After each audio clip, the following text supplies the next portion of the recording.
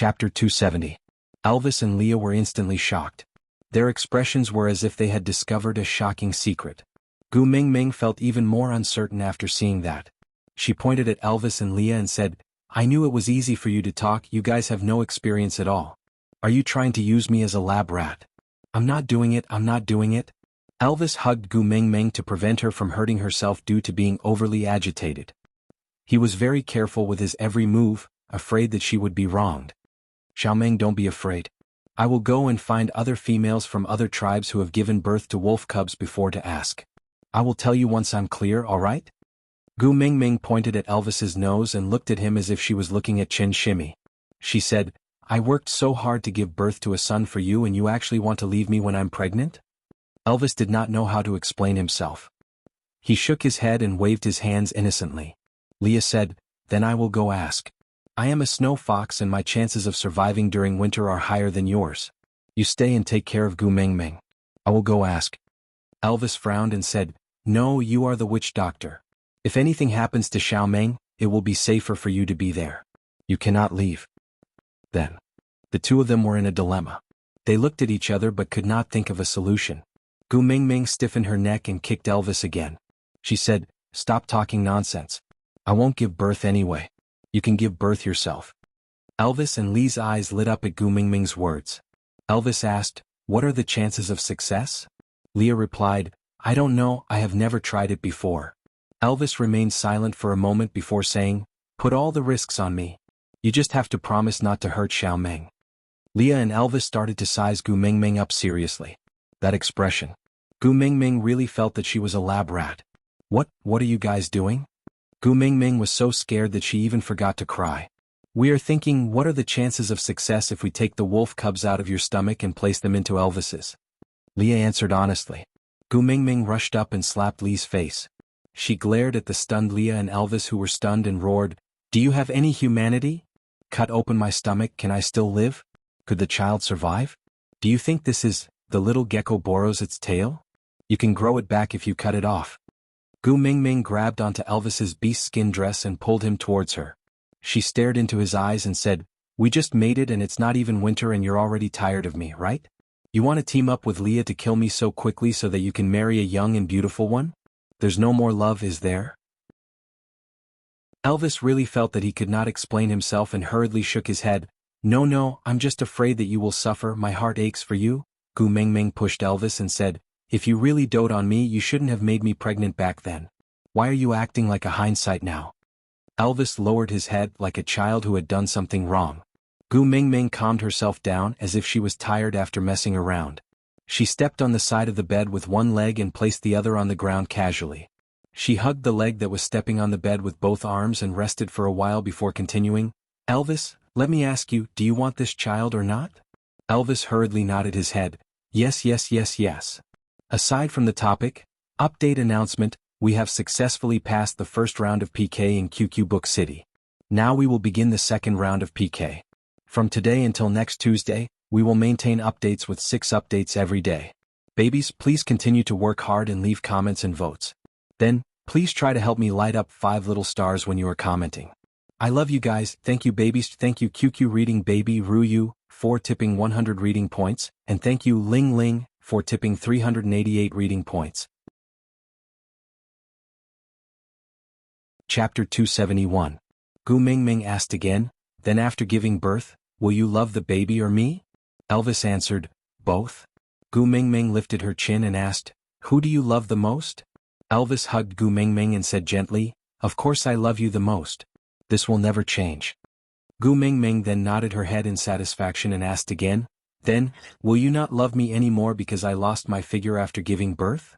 Elvis really did not have any concept of losing his figure, but he was very sure that no matter what Gu Mingming became, he would still love her. So he shook his head firmly and said, "I swear to the beast deity, I will love you forever and love you more and more every day." Gu Mingming leaned into Elvis's arms and hugged his waist saying, "You said it, if you have a change of heart in the future, I will bring my son back to where I came from and never come back, so that you will never be able to find us." Elvis frowned and held onto Gu Mingming's shoulders saying, "Take it back, take it back." Gu Mingming pouted, feeling so wrong that she wanted to cry. Elvis's heart ached but he refused to back down, Using a pleading tone, he said, "Whatever you want, I will do as you please. But you are not allowed to say or even think about leaving me." Gu Mingming did not give in and straightened her neck, saying, "You have a change of heart and you still don't allow me to leave? Are you being reasonable?"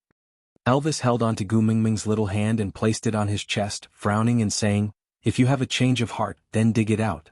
But you are not allowed to leave me." Gu Mingming tried to retract her hand but did not succeed, so she used her other hand to hit Elvis's chest, saying, "I can't even beat you, why would I dig it out? As long as you say it, I will dig it out personally for you," Elvis said. Gu Mingming turned her face away and said, "You have a change of heart, will you still listen to me?" "I will not have a change of heart." Elvis pinched Gu Mingming's chin and turned her little face towards him, kissing her lips without any explanation as if it was a punishment, but more like a silent promise. Gu Mingming was kissed dizzily and only regained her freedom when she was out of breath. Gu Mingming was kissed till she was dizzy and only regained her freedom after she ran out of air. Elvis placed Gu Mingming's little ear on his left chest, letting her listen to his heartbeat as he swore, "I, Elvis, will only love Gu Mingming as the only female in my entire life. If I go against this oath, I'm willing to suffer the pain of being skinned and having my bones torn apart." Mingming Gu Mingming's ear. Gu Mingming looked up and said, "Mingming Mingming Gu Mingming. Mingming a chi gu gu's this ling's a, Elvis's a, Gu a and Mingming mg God. Gu Elming her." Elvis cupped Gu Mingming's little face and kissed it. Then he said, "Promise me, don't ever say that you want to leave me again, do you hear me?" Gu Mingming nodded in agreement. Elvis heaved a sigh of relief and said, You have a cub now. You can't run around recklessly. You will be in big trouble if you fall." Gu Mingming nodded and said, "For the sake of my baby's safety, I will not run around anymore. I will walk slowly and pay attention to my own safety." Elvis said, "Don't even walk, just lie down. If you want to do something, just tell me and I will do it for you, understand?" Aside from the topic, thank you to the little baby from Xiaoxiang Academy, intoxicated by the spring breeze, for the flowers. Yeah, I know you must ask where 075 went. No need to look, 075 is not there, because when I was saving the manuscript, I did not know why there was a missing number in the editing chapter. I did not notice it at all, it's too late to change it now. The later chapters will be messed up. So this chapter's content is the same as the previous one, but the number is skipped by 1. Chapter 272. Gu Mingming looked at Elvis in shock. She blinked her big eyes and said, "Then what if I need to poop? You help me poop." Elvis paused for a moment and said, "I'll carry you there." Gu Mingming covered her face and laughed. "Stop fooling around. Pregnancy doesn't mean you're completely paralyzed. Do you really need to be unable to walk? At my place, pregnant women need to exercise moderately. That way it'll be easier to give birth and reduce the possibility of dystocia." Speaking of this, Leah also leaned forward and started listening to Gu Mingming's little lecture with a serious face. Gu Mingming held her lecture and pointed at the water cup not far away. Leah immediately understood and filled the cup with warm water and placed it in front of Gu Mingming.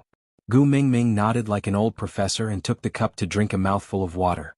Then she started saying, "During pregnancy, a female's body structure will undergo a huge change. If she doesn't exercise for a long time, her muscles will degenerate and it'll directly lead to a lack of muscle strength during childbirth. If her muscles lose strength halfway through childbirth and the baby gets stuck there, tisk, it'll be a tragedy."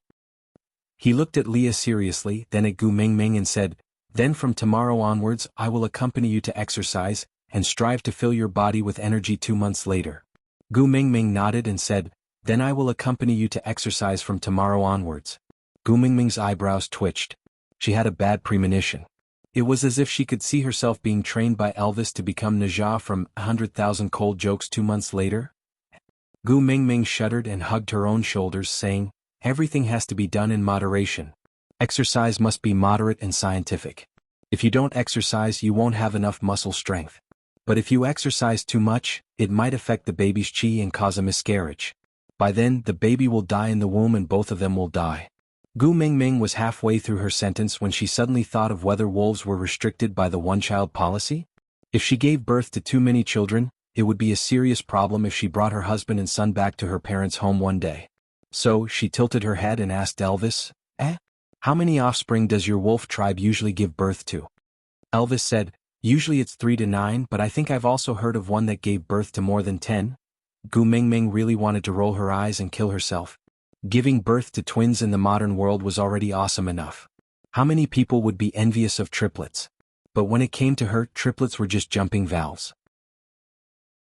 What the heck? Gu Mingming could almost see herself giving birth to a bunch of huskies. That feeling? Gu Mingming shuddered and patted Elvis's shoulder, saying, "Then this is a serious matter. If the fetus is affected, it could be 10 lives in one body." Elvis's brows formed a dead knot as he looked at Gu Mingming with pursed lips. At this moment he was really regretting. If he knew that giving birth was so dangerous, he should not have let Xiaomeng get pregnant.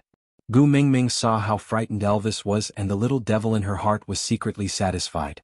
So she patted his shoulder and said, "Although a woman giving birth is like a day trip to the gates of hell, and she could be pulled into the underworld any time to tour it. However, this is a woman's duty after all. As long as she eats and drinks well during pregnancy, maintains a happy mood, and exercises appropriately, the probability of accidents during childbirth will be greatly reduced." Aside from the topic, thank you to the little baby from Xiaoxiang Academy, Luminiliu, for the 50 flowers. It was the first time I received such a huge bouquet of flowers. So happy. Chapter 273. Elvis and Leah engraved Gu Mingming's words into their hearts as if they were listening to the Empress Dowager's decree. They completely did not realize that Gu Mingming's words were mixed with lies. She was a university student who had never been in a relationship before. All her birthing experience was learned from television dramas and novels. But it was better than nothing. Compared to Elvis and Leah, these two ancient people who had no knowledge and common sense and did not even watch television, Gu Mingming was already considered knowledgeable. The two males exchanged glances sternly.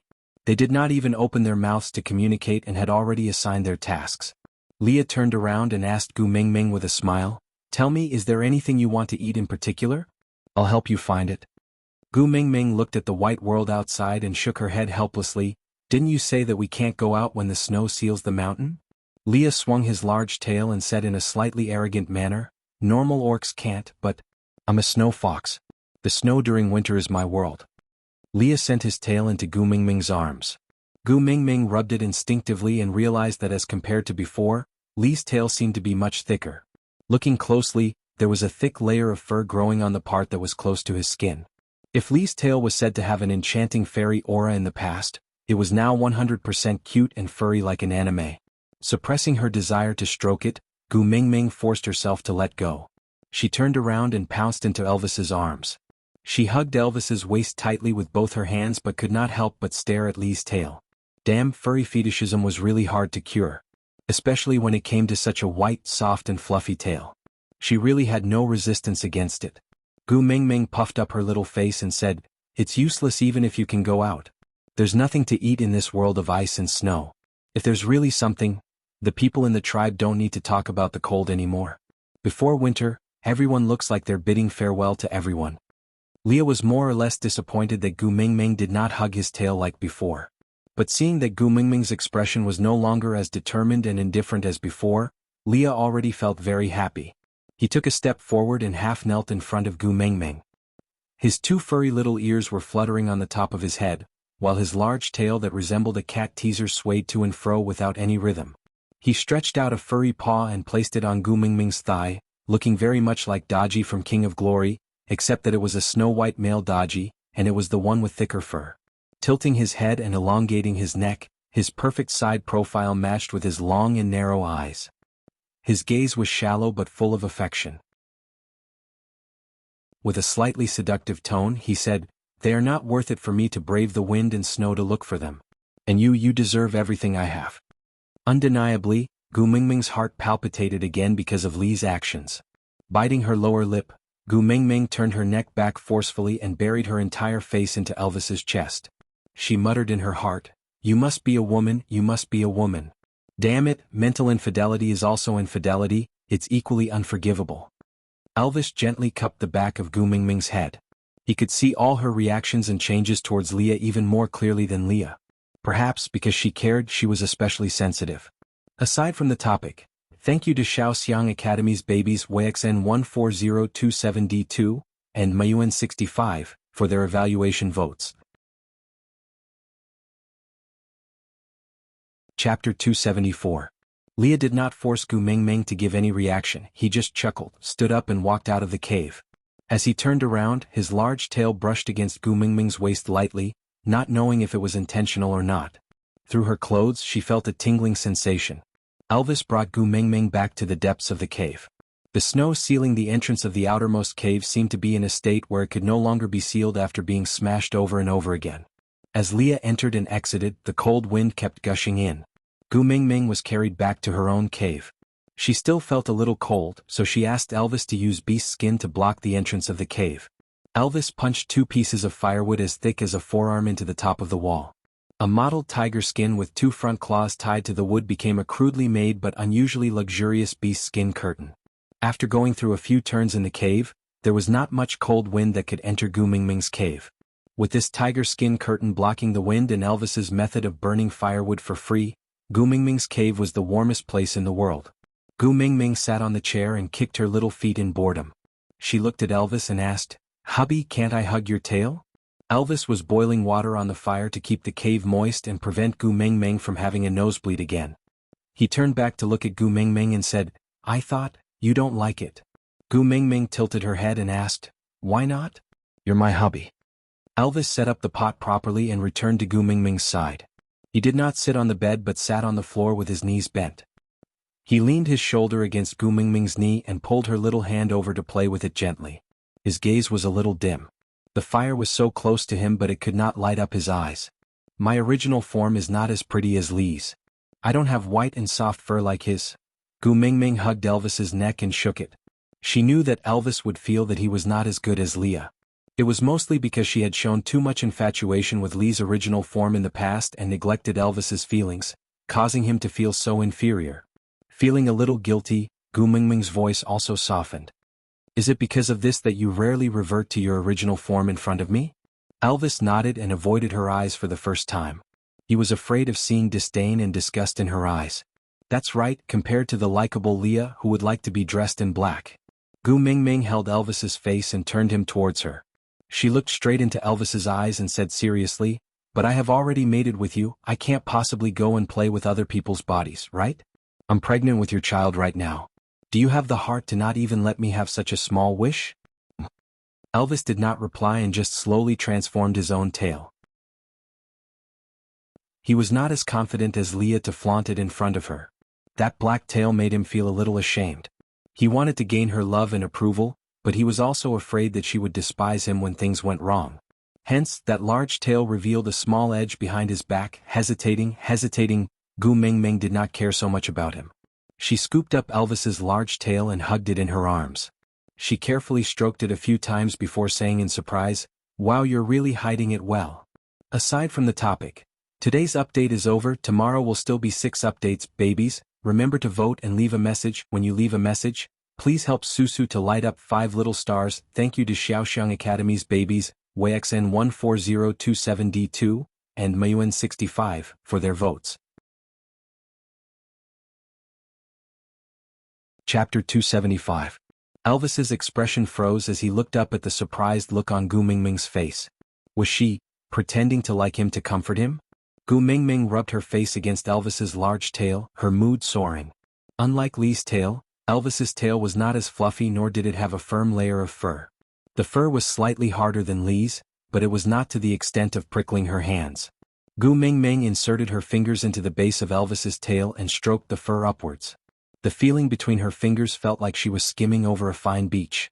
It was clearly filled with hard particles, but it carried the warmth of the sun and a unique delicacy. This was different from Lee's absolute fluffiness and softness. It was soft with a hint of firmness, fluffiness with a hint of stubbornness. The punk style of the furry world. Gu Mingming's intoxicated look made her forget herself. That soft gasp of admiration turned into a whimper in her throat. It was the first time in his life that a magical feeling came from his tail, causing Elvis to be petrified. From Gu Mingming's actions and gaze, he could clearly feel that Xiaoming really liked his tail and was not pretending to comfort him. This knowledge made him very excited, and the electric current coming from the tip of his tail directly charged a certain part of his body. The uncontrollable change made him feel rather uneasy. He secretly looked at Gu Mingming, who was unable to extricate herself from stroking his tail. He realized that she did not notice his abnormality at all, so Elvis fell into a strange struggle. He really wanted to pounce on Gu Mingming, but she was so focused on stroking. Would she be angry if he disturbed her? What if she cried out of anger? It was said that pregnant women should not be angry, they must maintain a good mood to give birth successfully. But what if she could not hold it in any longer? Gu Mingming felt Elvis's tail gradually stiffening. She kicked Elvis's butt in dissatisfaction and said, "What are you doing? Relax." Elvis swallowed his saliva with difficulty, then lifted his beast-skin skirt helplessly and said, "Xiaoming, it's a little difficult for me to relax now." Gu Mingming then noticed Elvis's huge reaction. She was so shocked that she hurriedly hugged his large tail to calm herself down. She stroked his large tail while saying, "Elvis, calm down. I'm in the early stages of pregnancy now, I can't withstand your torment. If you poke me with that stick, my baby and I will really die in front of you." Elvis had a bitter and conflicted look on his face. His deep eyes clearly showed that he was burning with lust. He stared at Gu Mingming but did not dare to act rashly. Gu Mingming cleared her throat. She could not bear to see Elvis being so aggrieved, so she cleared her throat and patted the seat beside her, saying, "Why don't you sit over here? I'll think of another way to help you." How could Elvis not be satisfied? Thus, he flipped over and climbed onto the bed, lying down obediently, not moving an inch. Elvis's actions were so swift that the large tail that was originally in Gu Mingming's arms slipped away. How could this work? Gu Mingming slapped Elvis's buttocks and with a crisp smack, Elvis's face instantly burned up. Bearing with the dryness in his throat, Elvis looked at Gu Mingming while panting heavily. He looked just like a frightened grandmother wolf. "What are you looking at? Who asked you to pull your tail away? Quickly return it to me or else you can just hold it in. I don't care about you." Gu Mingming raised her head with an expression of a queen attacking. Aside from the topic, thank you to the little darling of Xiaoxiang Academy, LJH 1319983886, for your rating ticket, and thank you to the little darling of QQ Reading Jido for her 99 reading points. Password 7K3Y Daily Group Expansion 4927799273. Chapter 276. After all, Gu Mingming was still responsible to Elvis. Since she had lit the fire, she had to extinguish it herself. However, this person in charge was semi-automatic. Halfway through, she fell into a deep sleep from exhaustion, leaving Elvis to slowly deal with the rest. Luckily, Elvis's heart ached for her and did not dare to torture her too much. After releasing it once, he cleaned up the mess for her and placed her on the bed to let her sleep. After getting pregnant, Gu Mingming could sleep even better than before. When she woke up due to thirst, she did not know how much time had passed. Gu Mingming lifted the beast's skin and before her feet touched the ground, Elvis had already passed her a cup of water. "You're awake? Drink some water to moisten your throat." Gu Mingming tasted it lightly. It was warm and the temperature was just right. Gu Mingming felt much better after drinking a cup of warm water. Stretching her arms, she leaned on Elvis's shoulder lazily and asked, "How long did I sleep?" In Elvis's world, there was no such thing as a few hours to keep track of time. After thinking for a while, he could only reply vaguely, "I slept for most of the day." Gu Mingming rubbed her flat tummy. She did not look any different, but when she knew that there was a baby in her tummy, she still felt that it was very magical. Although she did not feel hungry, but even if the adults did not eat, the little one still had to eat. Although Gu Mingming did not have much experience as a mother, she knew that she could not let her own children starve. So Gu Mingming rolled up her sleeves and prepared to make some food. When she walked to the pot, she remembered that Leah had left before she went to sleep, saying that he was going to look for snacks for her. She slept for half a day, why didn't she see Leah when she woke up? Gu Mingming turned around and asked Elvis, "Did Leah come back when I was asleep?" Elvis took out a piece of beast skin and put it on Gu Mingming. This piece of beast skin was designed according to Gu Mingming's own ideas. It would be an exaggeration to say that it was a design. It was a complete piece of giant rabbit skin with the front paws and soles removed, then sewn into a simple sleeve. Gu Mingming's arms were thin and could fit through it. The back legs only needed to be sewn according to the thickness of Gu Mingming's calf. A few beast skin ropes were tied around the abdomen. Actually, it looked like mini one-piece cartoon pajamas on Taobao, just that Gu Mingming was wearing a giant rabbit. The fluffy white fur complemented Gu Mingming's skin very well. Before the firelight, she was like a jade doll emitting a warm glow, making people want to get close and protect her. Elvis helped Gu Mingming put on the giant rabbit pajamas while replying, "No, it's very difficult to find food during winter. I reckon it would take at least 3 to 5 days. Gu Mingming was a little depressed, feeling that her character was really not that good. She clearly knew that Leah was treating her so well to redeem their relationship, but she had already mated with Elvis and could not possibly reconcile with Leah. Yet she still made him do all this for her. She really smelled like a rotten green bitch. Elvis did not know what Gu Mingming was thinking about, but seeing her depressed look, he felt a little depressed. Wrapping his arms around her waist, Elvis hugged her from behind and whispered into her ear, "Why? Miss him? Do you want me to find him for you?"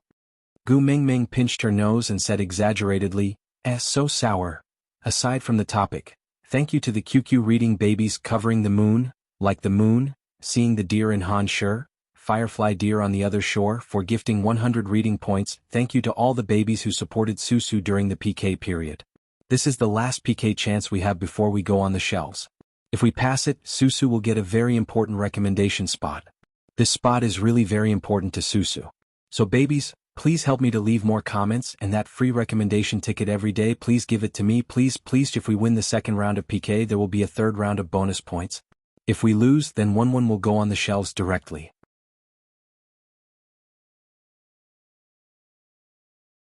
Chapter 277. Elvis smelled it seriously and didn't notice any sour smell. He didn't mind and just stared at Gu Mingming, squinting his eyes and saying, "Is it because I didn't satisfy you just now?" So, as Elvis said, he carried Gu Mingming up horizontally. Needless to say, he was going to make up. Gu Mingming hurriedly shook her head and said, Don't, I'm pregnant and I can't overwork. My old waist is still hurting now." Elvis looked at Gu Mingming's exaggerated acting and couldn't help smiling. He tapped her little nose and said, "You can have many partners, but you must love me the most." Gu Mingming raised her eyebrows and looked at Elvis with a strange gaze, unable to differentiate between joy and anger. Elvis's heart tightened. Did he cross the line? This kind of request, females really don't like it. Elvis sighed. What did he say just now? But Gu Mingming grabbed Elvis's ear and twisted it, pulling it upwards. She said with a smile on her face, "I can have many partners? What do you mean? Are you suspecting me of having an affair with Leah? Or are you expecting me to have an affair with Leah?" Elvis's ear hurt from being twisted, but he felt a tinge of sweetness in his heart. Gu Mingming's strength was not light. She didn't let go as she questioned, "Why? Do you think I'm annoying and want to push me into someone else's arms? You don't want your wife and children anymore?" Elvis didn't care about his ear and just hugged Gu Mingming in his arms and kissed her, saying, "I can't wait for you to only have me by your side, but I want you to be happy." Which eye of yours saw that I'm not happy? Gu Mingming saw that Elvis's ear was already red from being twisted and her heart ached so much that she let go. She crossed her arms in front of her chest and looked at Elvis stiffly. Elvis's mood was a little down as he said, "You looked so disappointed to find Leah not around when you woke up." Gu Mingming poked Elvis's brows and said, "Leah is not my husband. He braved the wind and snow to find snacks for me and is still not back so late. How can I have a clear conscience and pretend that I don't know how to eat and sleep? If we owe them a favor, how are we going to return it in the future? It would be great if nothing happened to him. If something happened to him, I would be traumatized for the rest of my life. It's only right for males to do things for females. If it wasn't for the fact that only Leah could move freely during winter, I think all the males in St. Nazaire would be willing to do these things for you." Gu Mingming once again felt the communication barrier caused by the difference in views. She remained silent for a moment to organize her thoughts before asking, "Why do males treat me so well? Just because I'm a female? Or is it because you want to express your goodwill and mate with me?" Elvis was confused. "What's the difference?" Gu Mingming said, "If someone treats me well and I accept it, I have to repay them in some way. For example, I ordered Bode to find the honey because I taught him how to get it without getting hurt, and he gave me some of the honey I taught him. I accepted it without any burden. But if he wants to give me half of the fish he catches, I can't take it. Similarly, I can accept the food, beast skin and other daily necessities that you prepared for me because you are my husband. But I won't accept these things if they are given to me by others. Because if I accept them, it will give others a wrong hint and make them feel that they can mate with me if they put in more effort for me." Aside from the topic.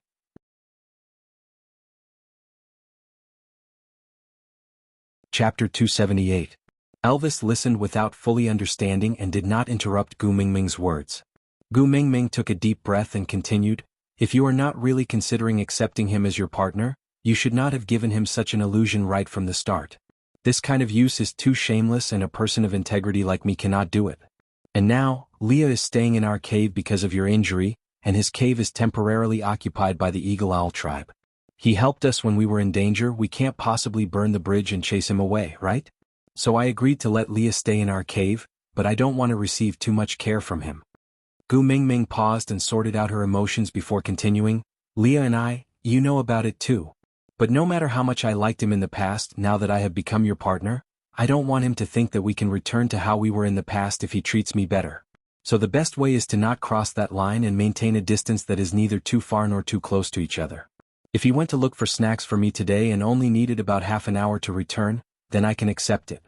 We are friends, it is normal for him to run errands for me when I am pregnant. But if he needs to be gone for 3 to 4 days, to me it is too much of a burden. After hearing that, Elvis remained silent for a long time. His blue eyes were as deep as the ocean.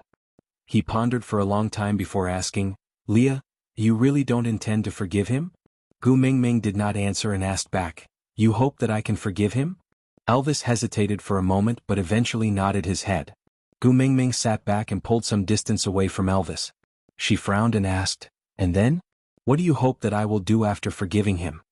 A blood vessel popped out on Elvis's forehead. His struggle and conflict did not need to be described and it was obvious. After what felt like a century, Elvis finally replied with a dry voice, accept him and let him be your partner. What about you? Are you leaving me? Gu Mingming asked coldly. Elvis looked up suddenly and shook his head firmly, I will not leave you, not at any time. Gu Mingming crossed her arms in front of her chest and said, I can only have one partner, you know that. Elvis tried to hold Gu Mingming's hand but was flung away by her. Elvis knew that Gu Mingming was angry but he still decided to continue. Taking 2 steps forward, Elvis circled Gu Mingming in his arms and rested his chin on Gu Mingming's neck. His voice was so hoarse that it made one's heart ache. I long to enjoy you alone, to let you belong to me alone. But, other than the time he spent with you, his life was worse than death. There was only hatred and destruction in his eyes, just like me back then. Gu Mingming could vaguely feel something. She could not describe what she was thinking, but she knew that she should listen to Elvis's words quietly, so she did not struggle anymore and allowed Elvis to hug her and talk about his past with Leah. We are all people standing on the precipice, teetering on the brink of collapse, yet blindly walking towards the abyss of eternal damnation. I'm very lucky to have you holding me back. Leah originally had such a chance too.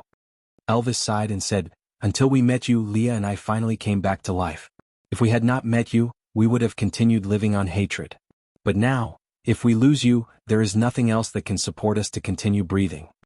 Aside from the topic.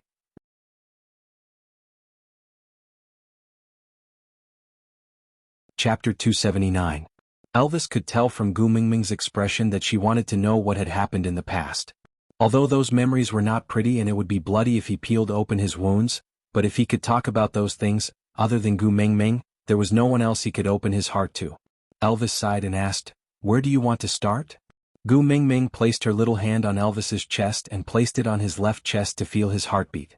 She leaned into his embrace gently and said softly, start from the part where you are willing to share with me and where you will not feel uncomfortable.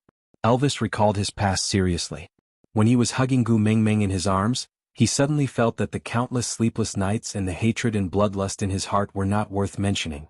After having Gu Mingming, he felt that those torturous days were just a nightmare that passed by in the blink of an eye, so blurry and insignificant. Since she was talking about Leah, then he should put those painful past aside for now. Xiao Ming's mood would only be affected if she knew about those unhappy things. With that thought in mind, Elvis hugged Gu Mingming's shoulders and said slowly, let's start from the day I met Leah. At that time I was still a lone ranger and I met Leah who was covered in wounds in the depths of the forest.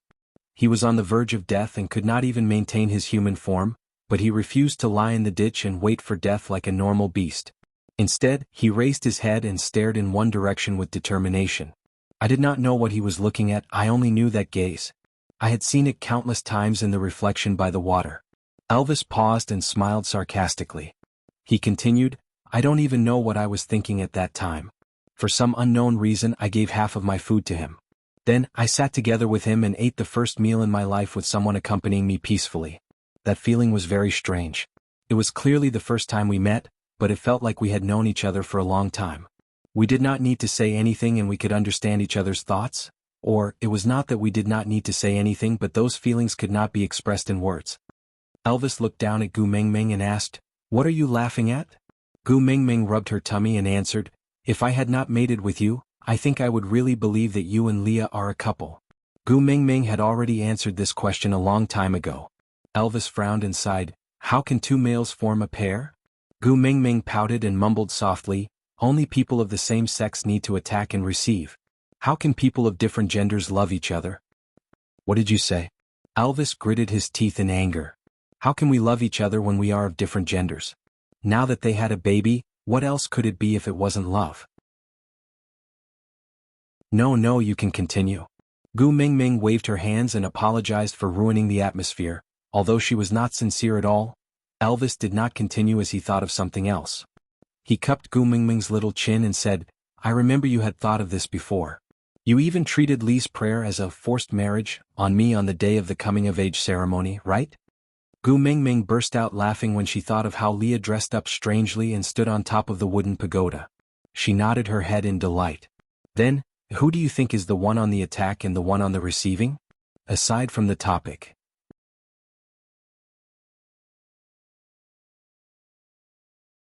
Chapter 280. What the heck, this question was too serious.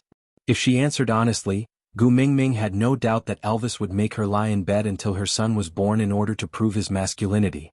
What the heck, just thinking about it made Gu Mingming's legs go numb and her hip bones turn soft, while her heart shuddered. Laughing dryly, Gu Mingming rubbed her temples and pretended to be forgetful.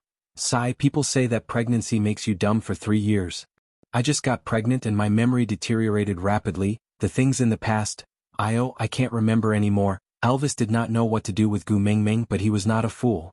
Raising his brows, Elvis pinched Gu Mingming's little nose and said, "Remember, I will ask you again 3 years later. Think about it carefully then answer me." "Yes, Sir Hubby."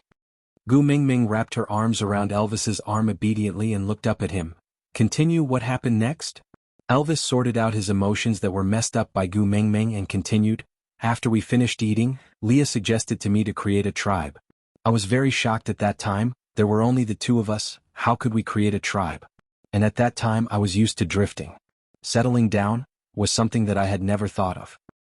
But at that time I did not have anything worth doing.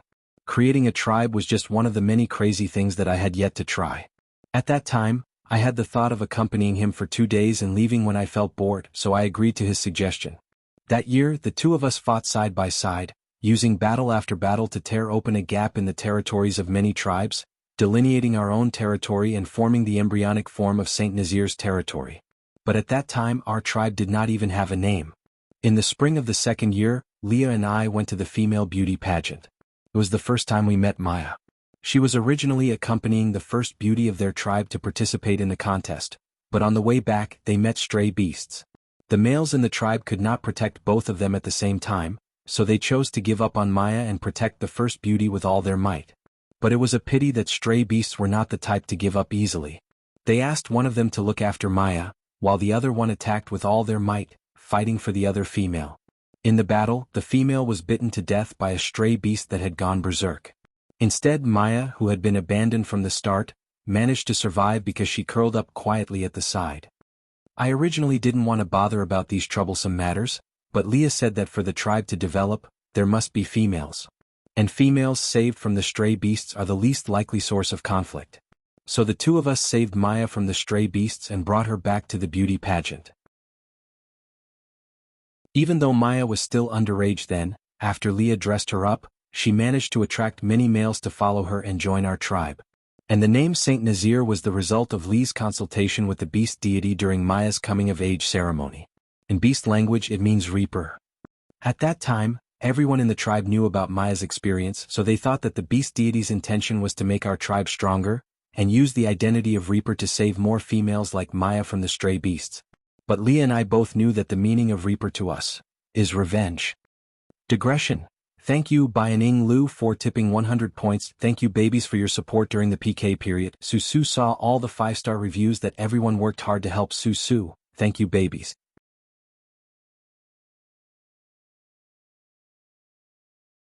Chapter 281. Revenge? Gu Mingming did not understand what he meant and asked, to whom?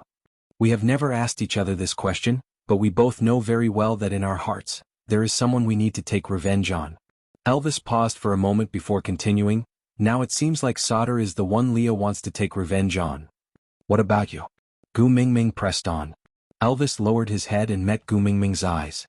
His blue eyes reflected the light from the fire, just like the starry night sky, so dazzling that one could not look away.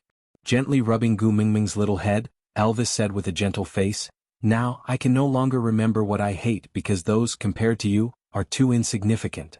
Gu Mingming's heart warmed and she smiled, I am very honored to be able to walk out of your unhappy past with me. In the future, we will be very happy.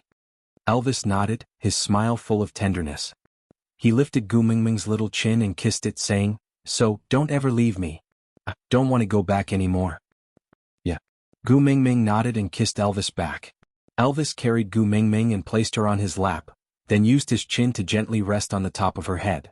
Looking at the burning fire, he slowly opened his mouth and continued, I don't know what the people of Sauter did to Leah, but I know that Lee's hatred towards them is inextinguishable.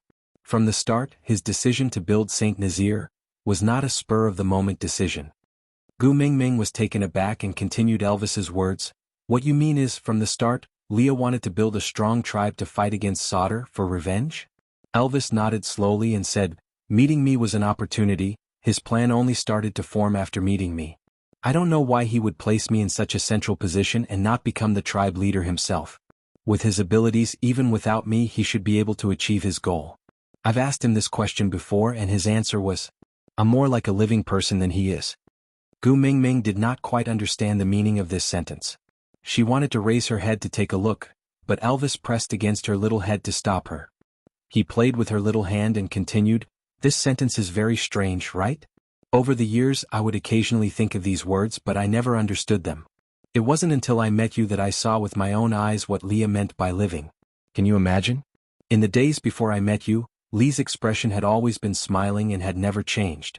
Regardless of whether he was facing an unreasonable female or a powerful, despicable, or vulnerable opponent, his expression was always the same. No one could tell his emotions from his expression, not even me. But after meeting you, his eyes began to shine, and his smile began to represent his emotions. I even saw jealousy in his eyes. Just because you ignored him when you were fooling around with Sandy. He gradually recovered from being a shell, and started to look like a living person bit by bit. Only then did I know that he said those words back then. Perhaps it was because I would at least express the emotions of disgust, or impatience, towards certain things while he did not even have these two emotions. Aside from the topic.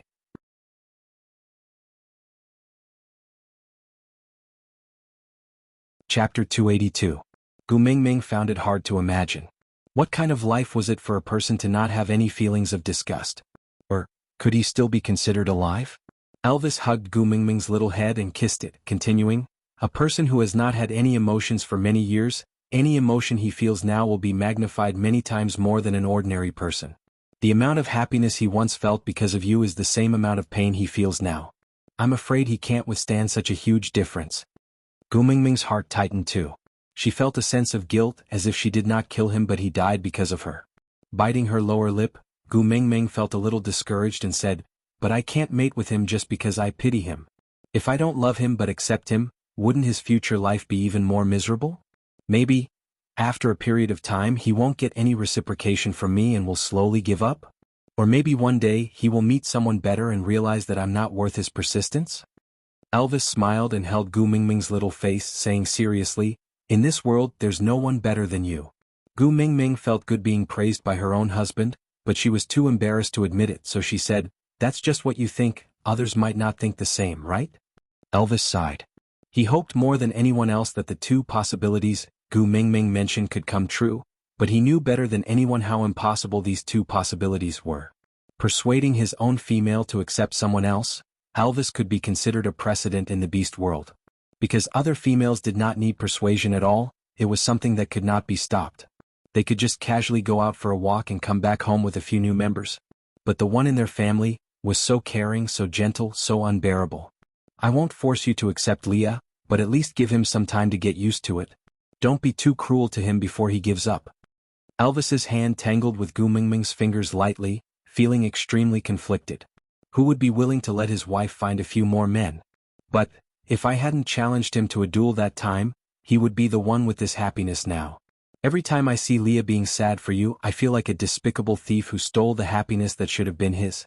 Gu Mingming suddenly laughed. She looked up at Elvis and asked, "Do you really think that you won me from a fight?" Elvis nodded his head seriously. Gu Mingming really did not know whether to laugh or cry and was too lazy to explain. She just hugged Elvis's face and kissed his chin, saying, "All right, then you better improve your skills well. If we lose one day, our family might have a few more family members." Elvis remained silent for a moment before asking, "Will you accept Leah if he defeats me?" Gu Mingming did not answer but asked back, "If I say yes, will you go easy on me?" "Go easy?" Where to put it? Elvis asked seriously. Gu Mingming was speechless. She rearranged her words and said, "What I mean is, if I say yes, will you purposely lose to him?"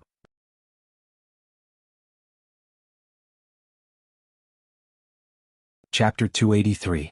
Gu Mingming nodded her head in satisfaction before wrapping her arms around Elvis's neck. "You will listen to me, right?" Elvis nodded without hesitation.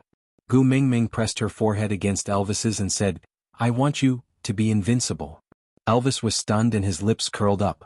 He kissed Gu Mingming's lips and said softly, "All right, from today onwards, there will only be death in battle and no defeat." Gu Mingming shook her head and said, "Only victory, no defeat and no death.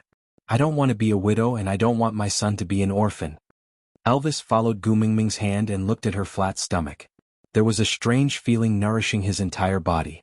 Placing Gu Mingming on the bed, he knelt on the floor and pressed his face against Gu Mingming's stomach. He held his breath and concentrated on listening to something. Gu Mingming smiled and said, "It's only been a few days, what can I hear?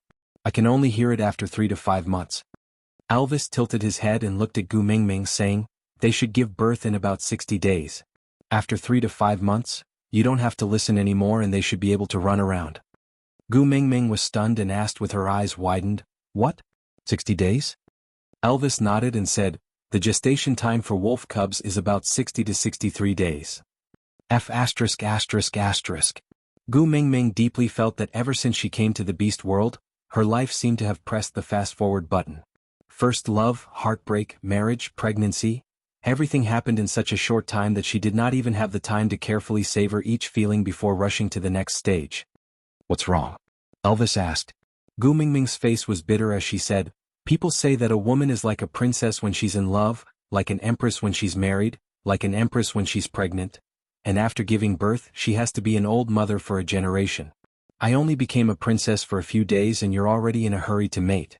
You're an empress for less than a month and you're already an empress. I thought it would at least be a full month, but you want me to return to the court and start a long journey as an old mother in just 2 months. Sobs, sobs, sobs. Elvis, I've really suffered a loss in marrying you. I want a refund, I want a refund." Elvis completely did not understand the difference between princess, empress, and old maid. Or rather, he did not understand the meaning of these titles at all. Gu Mingming's emotions had been fluctuating greatly ever since she got pregnant. He was especially afraid that she would be angry because she said that if a pregnant woman was angry, it would result in a miscarriage, which was very dangerous. So Elvis asked carefully, "Do you want to be a princess, an empress, or an empress?" Gu Mingming twitched her lips and said, "I don't want any of them, I want to be a queen." "All right, then you can be the queen. After the ice melts, we will hold the heaven offering ceremony and let Leah report to the beast deity that you are the queen of Saint Nazir, all right?" Elvis said seriously. Looking at Elvis's serious face, Gu Mingming suddenly laughed. She raised her head and said, "You don't have to go through so much trouble, I just want to be your queen." Elvis also smiled. He knelt on the ground and wrapped his upper body around Gu Mingming's waist. "My exclusive queen? Isn't that too blissful?"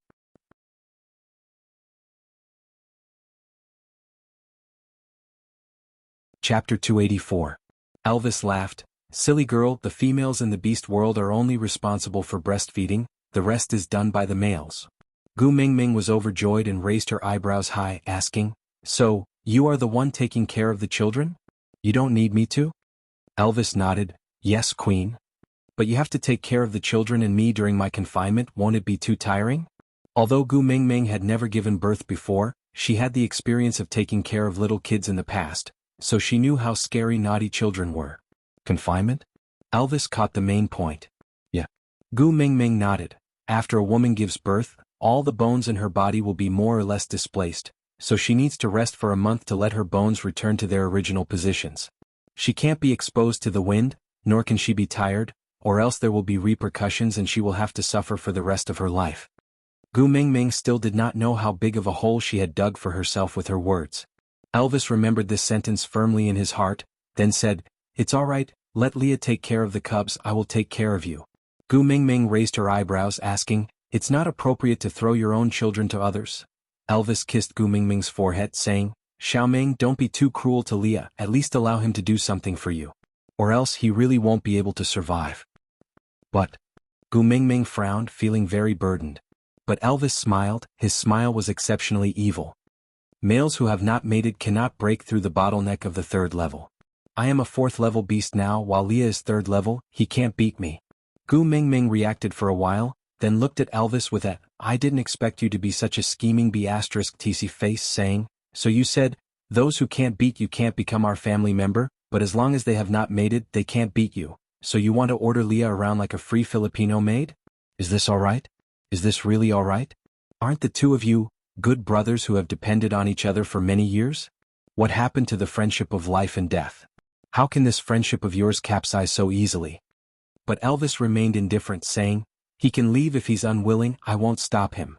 Gu Mingming shook her head helplessly and said, "I didn't expect you to be like this, Elvis, you're so black-hearted." Elvis pulled Gu Mingming's little hand over and kissed it before saying, "So, you don't have to feel burdened. Just accept his kindness. When he defeats me you can consider whether or not you want to accept him." Gu Mingming still wanted to say something, but Elvis stood up and walked to the side of the stone pot, saying, "Leah cooked 3 days' worth of food before we left, and asked me to pour a bowl of it into the pot to heat it up for you to eat. I'll take this bowl today." With that, Elvis poured a bowl of unknown substance into the stone pot. There was originally a finger-deep pool of boiling water in the stone pot, and when the frozen food fell into the pot, the boiling water splashed everywhere. But Elvis's face was cold and he did not dodge.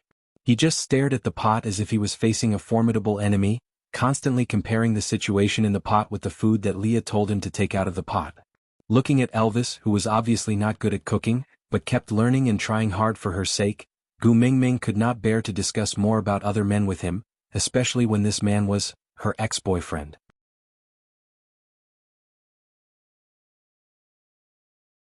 Chapter 285.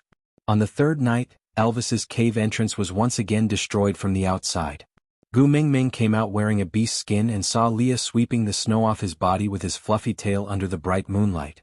The moment he saw Gu Mingming, the snow fox transformed into a human, leaving behind a large furry tail and a pair of cute fox ears. "Mingming, I'm back." Lee's smile was even brighter than the moonlight. He stomped his feet at the entrance to shake off all the snow on his body, but raised his hand to stop Gu Mingming from coming closer. "Go back inside and wait for a while, I'll come in after warming myself up." "It's alright, I'm not cold." As Gu Mingming said that, she walked to Lee's side and held his hand, leading him into the depths of the cave. As they walked, she said, "Elvis said just now that the food you prepared has been finished.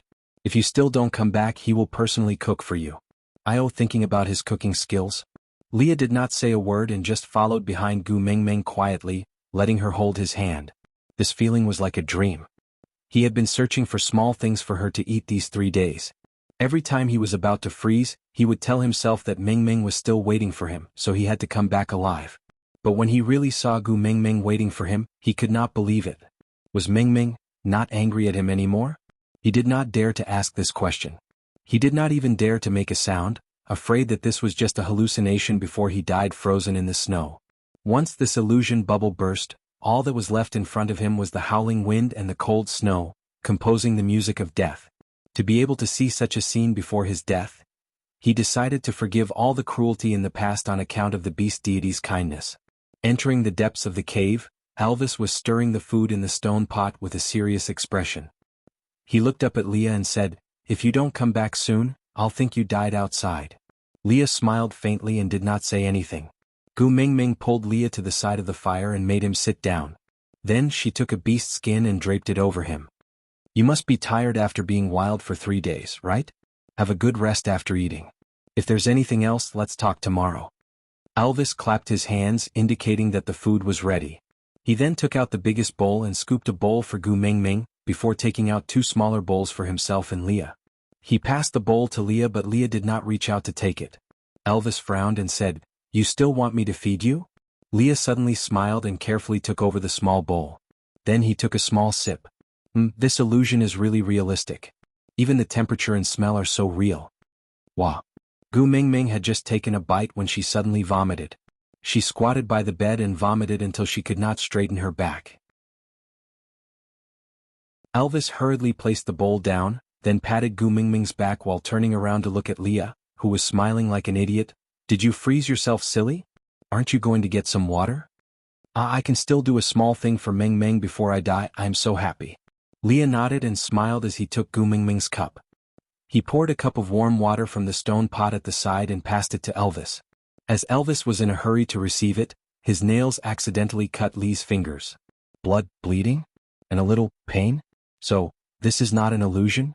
Aside from the topic, babies, don't say that I mistreated Leah. After a while, when one is put up for adoption, Leah will be a child with a biological mother. Then will I still dare to mistreat him in the future?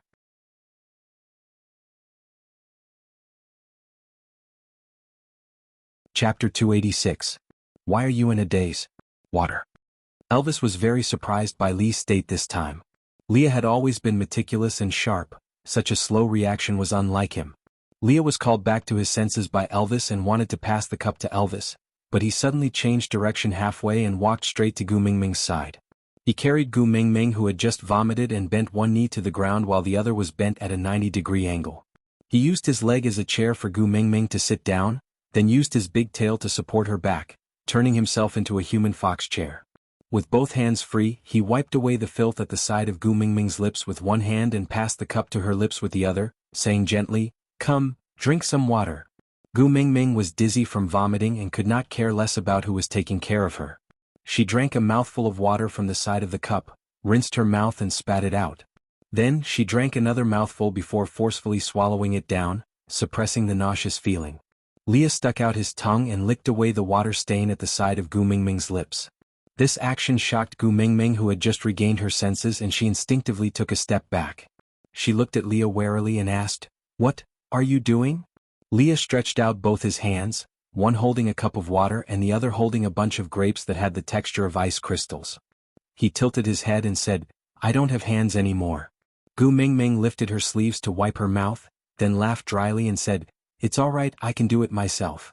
Leah looked at Gu Mingming with a wronged look and said, "You were the one who held my hand first?" Gu Mingming could not refute him. The education in the modern world was different from the Qing dynasty. It was normal for a friend who had not returned for 3 days to pull down his arm to warm himself by the fire and drink a cup of hot water, but to Leah, it was a special hint. Gu Mingming sighed and stood up from Lee's legs. She said, "Sorry, I was careless. I will take note in the future." Leah followed Gu Mingming up and hugged her from behind. Like a dog abandoned by its owner, he said pitifully, "Compared to an apology, I want to hear your confession more." Leah. Gu Mingming did not struggle with all her might. She could not deny that the stories Elvis had told her had loosened her grip on Leah. The human heart was made of flesh. "I won't cross the line again. I won't be greedy for more." Leah was not like Elvis, who could not wait to rub Gu Mingming into his body every time he hugged her. Instead, he was loose and soft. It gave Gu Mingming space to breathe but did not allow her to break free at will. It was a gentle trap, not terrifying but equally fatal. "I will abide by your boundaries, so treat me a little better, just a little, okay?" Gu Mingming could not reject him, because Elvis said that she was the only one who could free Leah from the clutches of hatred all these years. If she took drastic measures without holding back, she might very well be the last straw that broke Lee's back. After all, they had fallen in love once. If she really wanted to push Leah to his death, Gu Mingming knew that she could not bring herself to do it. But if she were to give herself to someone just because of pity, Gu Mingming knew that she did not have that much love for this level of sacrifice. Digression. Leah. Feeling wronged, he bit his handkerchief.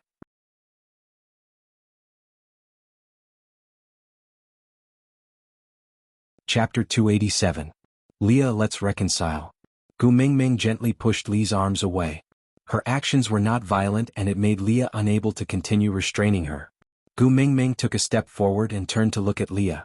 She continued, I liked you from the bottom of my heart back then.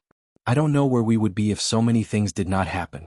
Maybe I would mate with you and bear your children. Maybe even if you did not do those things that made me sad, I would still break up with you.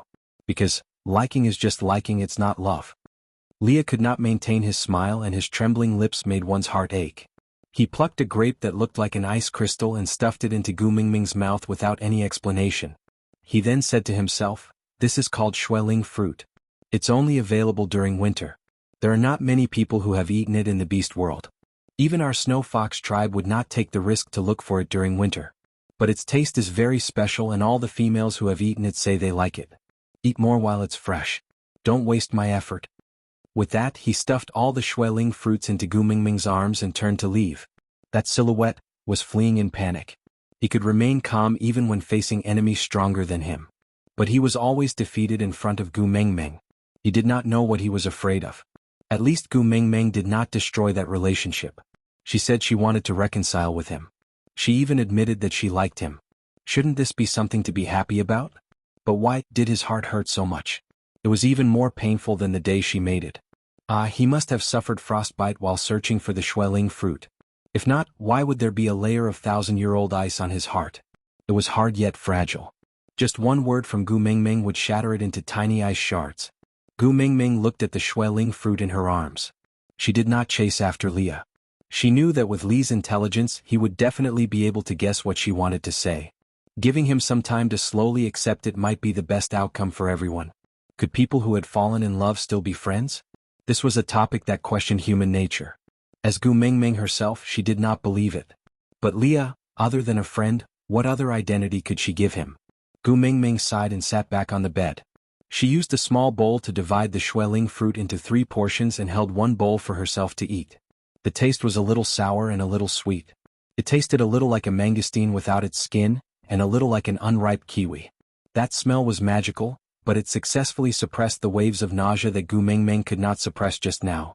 Unknowingly, his share of Xueling fruits had been emptied. Gu Mingming licked her lips and secretly stretched her hand towards Elvis's little bowl. Just one will do, just one.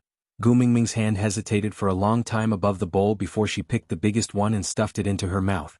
That mouthful of crispy sweetness made her feel extremely satisfied.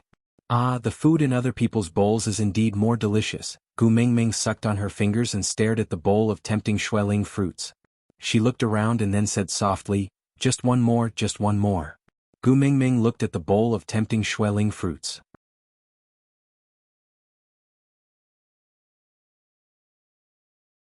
Chapter 288. Hubby, Gu Mingming shouted at the top of her lungs. Elvis answered and came over with a bowl of steaming fish and potatoes in his hands. Leah followed behind him with a bowl of roasted sweet potatoes that were just taken from the fire pit. The moment the two of them entered, they saw Gu Mingming kneeling by the bed, her eyes staring fixedly at the 2 bowls at the side of the bed. That look of her swallowing her saliva was clearly written on her face that said, I want to eat, but she was trying her best to hold it back. It was very lovable. Gu Mingming's eyes were glued to the bowls at the side of the bed. Elvis sat beside Gu Mingming and glanced at the 2 bowls. Each bowl was filled with Xueling fruits, but one bowl had more while the other bowl had less. What's wrong?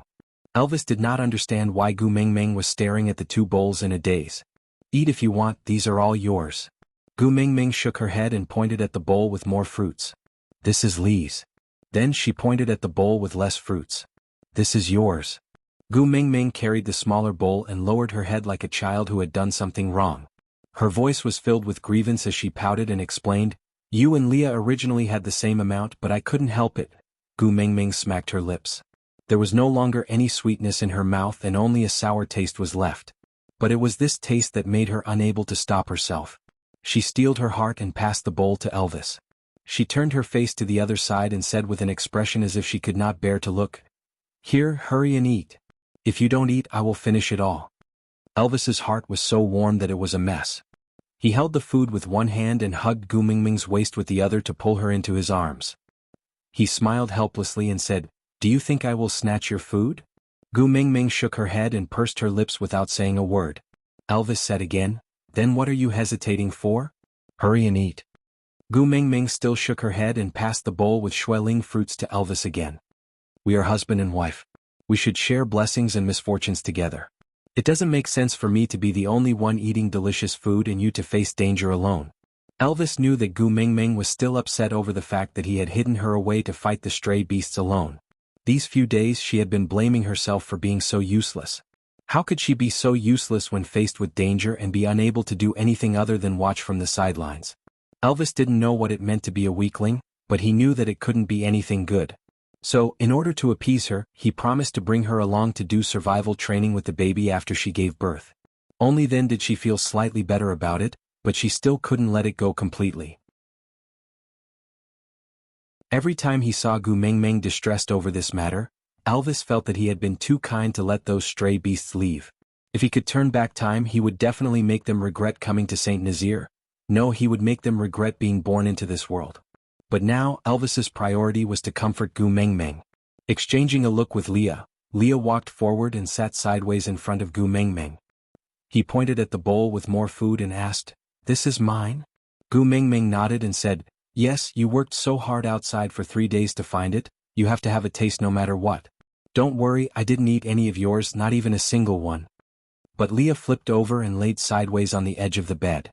He used his elbow to support his chin and said, "But I had already eaten a lot when I was plucking them. Now that I think about it, I can still feel the acid in my mouth. I don't want to eat any more."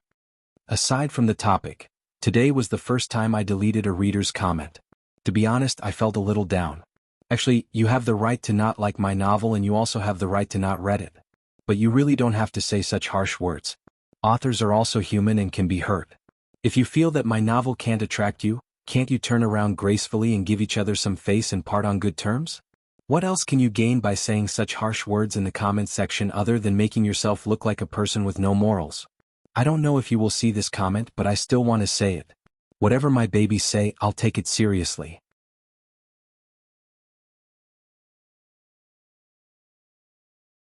Chapter 289.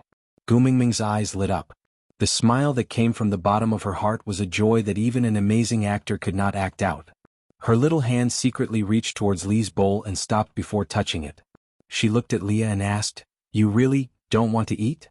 Leah nodded his head nonchalantly. Then he gently pushed the small bowl into Gu Mingming's hands and said, "Here, it's all for you. Eat it." Gu Mingming smiled brightly. She held the small bowl in her arms so tightly that only her teeth could be seen. She said sincerely, "Leah, thank you." Leah smiled and nodded without saying a word. After waiting for 2 days and 2 nights for the Xueling fruits to ripen, the cold wind that was as sharp as a knife felt as painful as being cut by a knife. After enduring for 2 days and nights, he only managed to pluck such a small bunch. But it was enough to see Gu Mingming eating so happily and smiling so blissfully. Elvis frowned and asked, "This is sour?" Gu Mingming placed a Xueling fruit into her mouth. Then she nodded at Elvis with a blissful face as a reply. Elvis, on the other hand, poured the Xueling fruit in his bowl into Gu Mingming's bowl with a look of disdain. He said, "I am a wolf. I only eat meat and not grass. Especially not this kind of grass that is so sour that even my teeth become soft. It's all for you. Eat it." Happiness came too suddenly. Gu Mingming felt a blow from happiness. Her life was complete. Gu Mingming ate the Xueling fruit that was split into 3 in satisfaction. She was so happy that she rolled around on the bed. Elvis and Leah looked at each other and smiled. What in this world was more precious than Gu Mingming's smiling face? "My queen, don't you feel sour after eating so many sour fruits?" Elvis placed the fish and potato stew in front of Gu Mingming, hoping that she would take a bite. But Gu Mingming suddenly covered her nose and said, "Quick! Take it away. I'm going to vomit." Gu Mingming's heart ached for the Xueling fruit. She endured the burning sensation in her throat and refused to spit it out. Elvis hurriedly took the fish away. When he came back, there was only clean water in the bowl. He was prepared to let Gu Mingming rinse her mouth. Gu Mingming calmed herself down.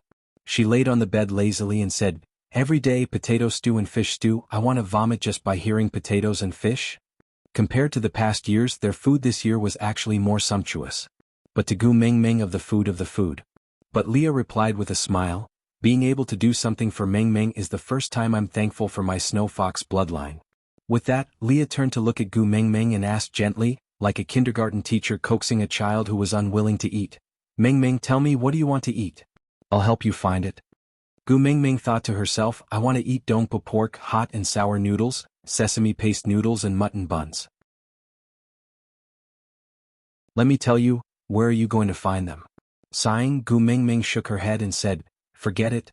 In this world of ice and snow, there is definitely nothing I want to eat. Even if there is, it would be frozen and I can't eat it.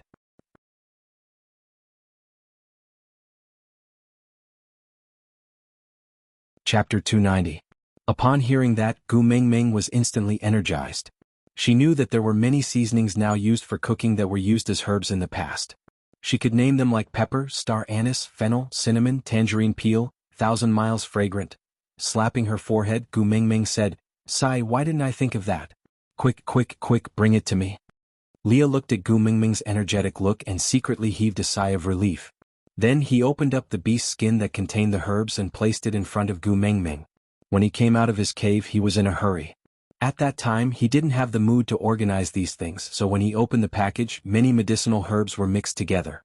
Even Leah had to spend some time to differentiate the species, let alone Gu Ming Ming being able to tell anything at a glance.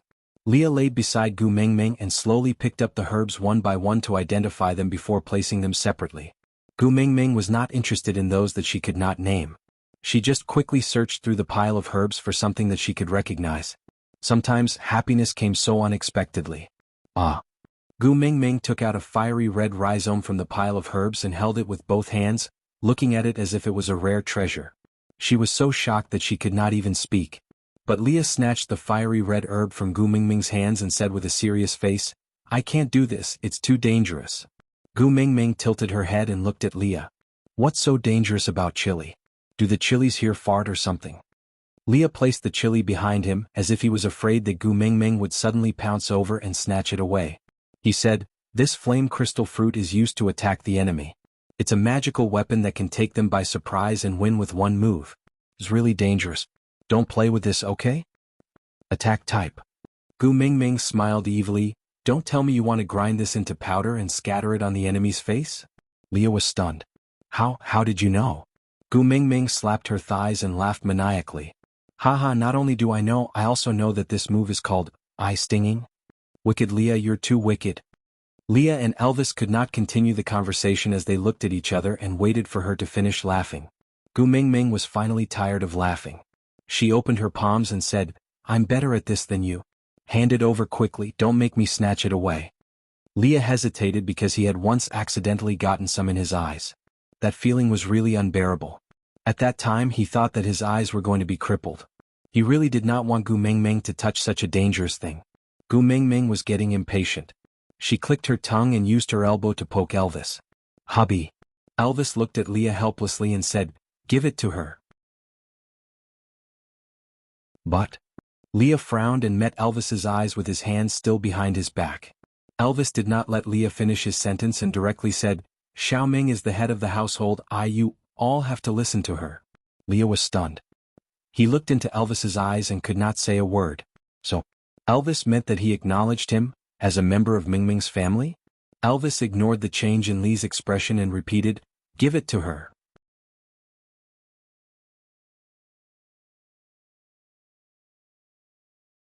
Chapter 291. Gu Ming Ming took over the chili and brought it to her mouth right in front of Elvis and Leah. She took a bite and started chewing with a crunching sound. Elvis and Lee's faces were filled with shock, giving Gu Ming Ming a strange sense of accomplishment. The two males were so shocked that they could not say a word. They could only watch as Gu Ming Ming swallowed the chili directly into her stomach. She took a sip of water from the bedside and sighed in satisfaction. Feels good. Elvis took over Gu Ming Ming's cup and filled it up for her. Then he asked worriedly, are you all right? Do you feel uncomfortable anywhere? Let Leah take a look at you? Gu Ming Ming smacked her lips and said, if I'm uncomfortable, it's not satisfying enough. Leah, do you have any more chili? Give me a few more. Leah saw that Gu Ming Ming's expression did not look like she was pretending. Then he thought that if Gu Ming Ming did not use the yellow root to cook, he would never have thought that the herb used to expel the cold could also be a condiment. No longer doubting Gu Ming Ming's thoughts, Leah rummaged through the pile of herbs and found 7 to 8 chili to pass to Gu Ming Ming, saying, I did not prepare a lot of these offensive herbs, because if I use too much, others will be on guard. So, I will only use them to win when Elvis and I can't defend against them even if we work together. I only have this much, is it enough? Gu Mingming frowned and sighed deeply, saying, It's a little, but it's enough to eat a meal of fish and hot chili oil. Leah remained silent for a moment, saying, There are a lot of these during the rainy season. No one wants them if they rot on the ground. If you like them, I can pick them up for you next year. Gu Mingming nodded and then shook her head, saying, I'm not going out to pick them up, it's too troublesome. Leah tilted his head and looked at Gu Mingming. Just when he wanted to say that he was not afraid of trouble, Gu Mingming cut open the chili and took out the seeds inside, saying, Bring a small bowl over and put this in. I will plant some during the rainy season next year, it's more convenient to eat. Plant? Leah was confused. Yeah, don't tell me that no one farms here. Leah and Elvis shook their heads honestly. Gu Mingming's lips twitched, asking, So, you only eat meat? You won't eat anything else? Leah replied, Females would occasionally want to eat some fruits while males mostly eat meat. There are also a small number of herbivorous orcs, but they are independent tribes and usually don't mix with us. Gu Mingming rolled her eyes as she thought to herself. Her knowledge of farming was limited to the theories in books, and she had only tried it once. For the convenience of making facial masks, she planted a huge pot of aloe vera. But the problem was that aloe vera was a small seedling dug from someone else's house, and could grow just by sticking it into the soil. Chili pepper, it should be about the same, right? Gu Mingming had wanted to count on the experienced people here to teach her, but it seemed like there was no hope now. She could only explore by herself, so she looked at Leah and said, To be on the safe side, bring me to the place where you found these chilies during the rainy season next year. I will bring 2 mature ones back. Then use the seeds and plant some yourself. Let's see which one bears fruit. But Leah was at a loss. There are many of these things in the mountains and they grow every year. I can go and pluck them for you when you want them. Why go through so much trouble?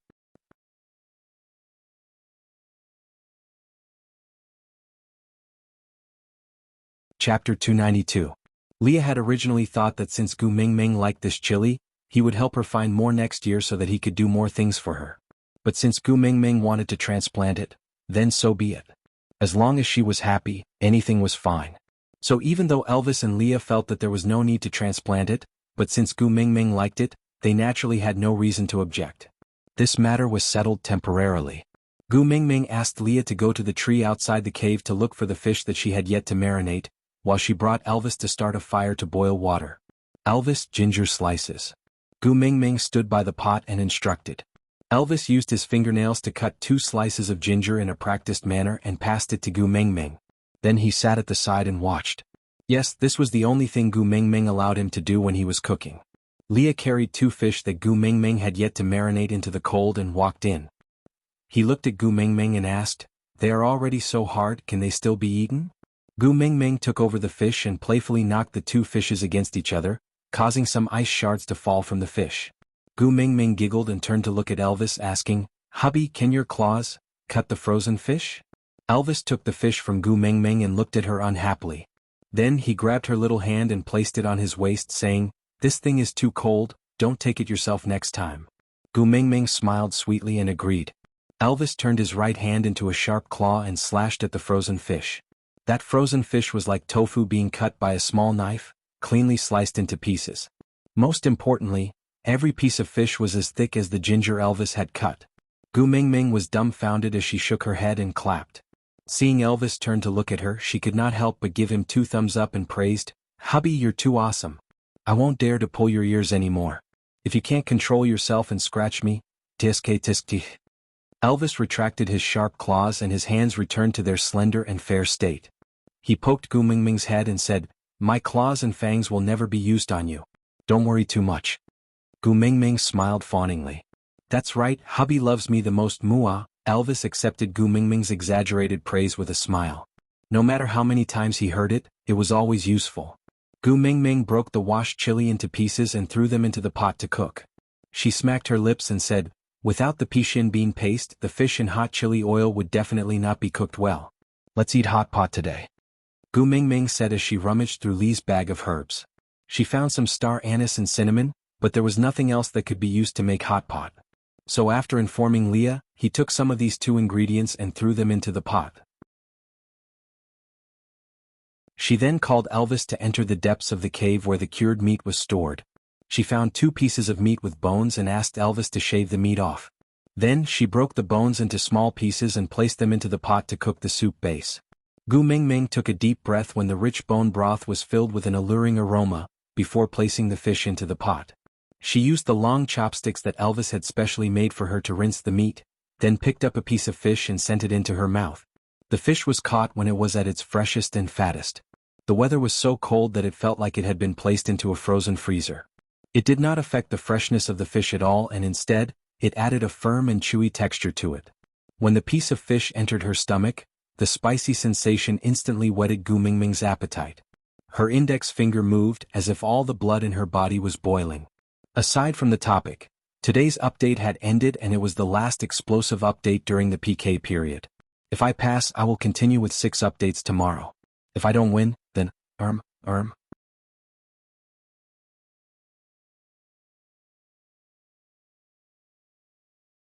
Chapter 293.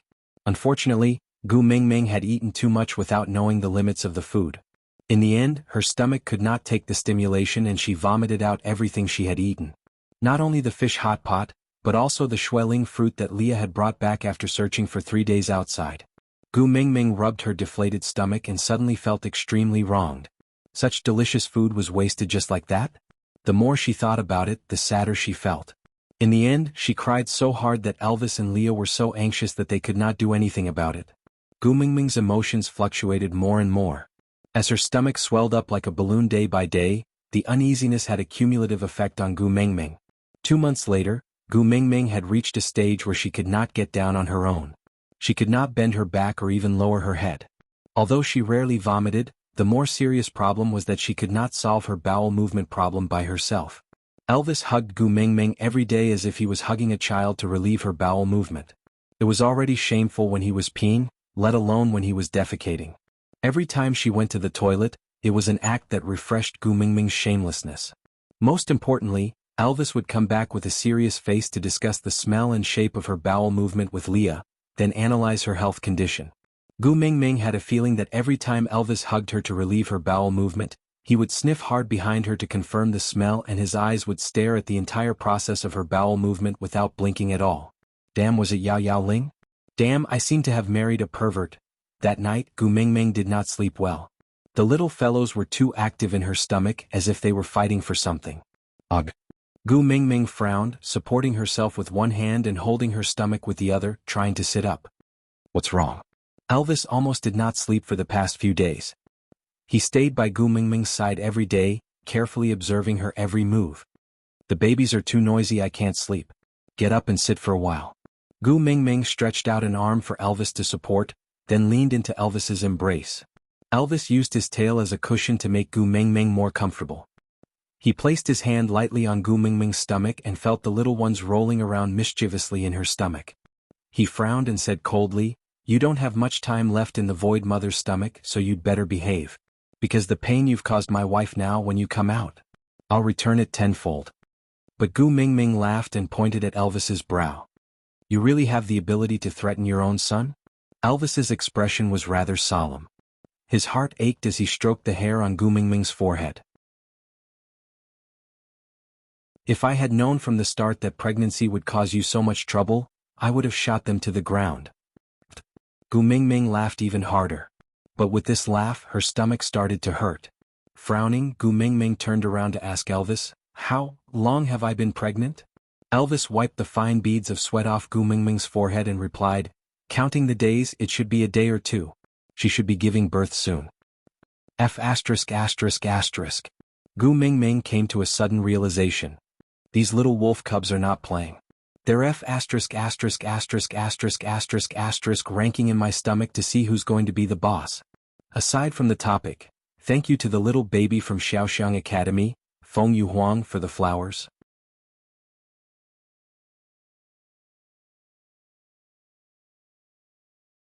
Chapter 294. Elvis was stunned for a moment and asked, "You're going to give birth?" Gu Mingming nodded. The pain coming from her lower abdomen was like the winter in the beast world. It came without warning and without any connection. In just 2 breaths' time, Gu Mingming was in so much pain that she could not speak. Grabbing onto Elvis's arm, Gu Mingming's hand trembled in pain. It's fine, it's fine. Don't be afraid. I'm here. Elvis hugged Gu Mingming to stabilize her body while howling at Leah, who was staying in the outermost cave. Before Leah entered, he already knew what had happened. Without another word, he set up the pot and started boiling snow water. This was common knowledge that Gu Mingming had told him previously.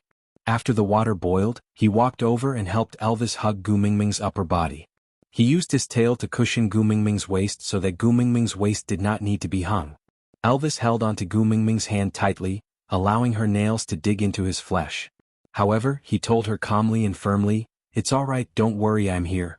Elvis turned himself into a half-orc and covered Gu Mingming's stomach with his large tail. On one hand it was to prevent her from catching a cold, and on the other hand it was to block her vision. On the other hand, he transformed his head back into his wolf form and crawled under the curve of Gu Mingming's left leg. He stuck out his moist and warm tongue to lick the little wolf's head, where the skull could already be seen. Ah! Gu Mingming was in excruciating pain. She had no other choice but to scream. Leah hugged Gu Mingming's neck and pressed her against his chest. He kissed her forehead continuously and whispered into her ear, "Don't be scared, don't be scared. Elvis and I are watching over you. You will be fine, you will definitely be fine." Gu Mingming felt as if thousands of beasts were galloping in her heart. She wanted to scold, "What's the use of guarding me? If you have the ability, why don't you take my place?" Unfortunately, she was in too much pain and didn't have the strength to curse. On Elvis's side, the little wolf's head had already squeezed out from Gu Mingming's body. Elvis immediately licked away the placenta on the little wolf's face to prevent it from suffocating to death. He tried to gently pull the little wolf's head out, to see if it could help Gu Mingming give birth faster and lessen the pain. But with this tug, Gu Mingming almost fainted, scaring Elvis so much that he did not dare to act rashly anymore. He just felt that these wolf cubs were getting uglier and were not likable at all. A dash. Gu Mingming took a deep breath and exerted force, feeling something slipping out from her body. That feeling was a little mysterious, just like when one was constipated and had to endure the pain to excrete. This time Gu Mingming had used all her strength. Like a fish that had been stranded, she opened her mouth and panted heavily.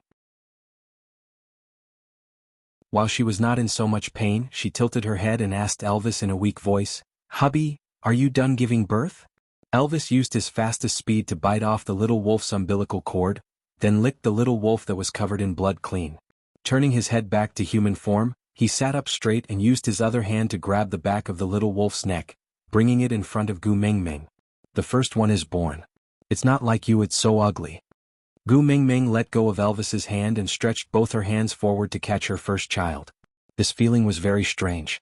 The little fellow in her arms looked like a newborn husky no matter how she looked at it, but she could not treat it as a pet. Kissing its little face that still had its eyes tightly shut, Gu Mingming smiled blissfully. Aside from the topic, to be honest, I wrote this birth process when I watched the husky give birth. I have never seen a real wolf giving birth. If there are professionals who have seen wolves giving birth and found any loopholes, feel free to point them out. Thank you. Then, thank you to the little baby from Xiaoxiang Academy. Beard is like frost, for her comment.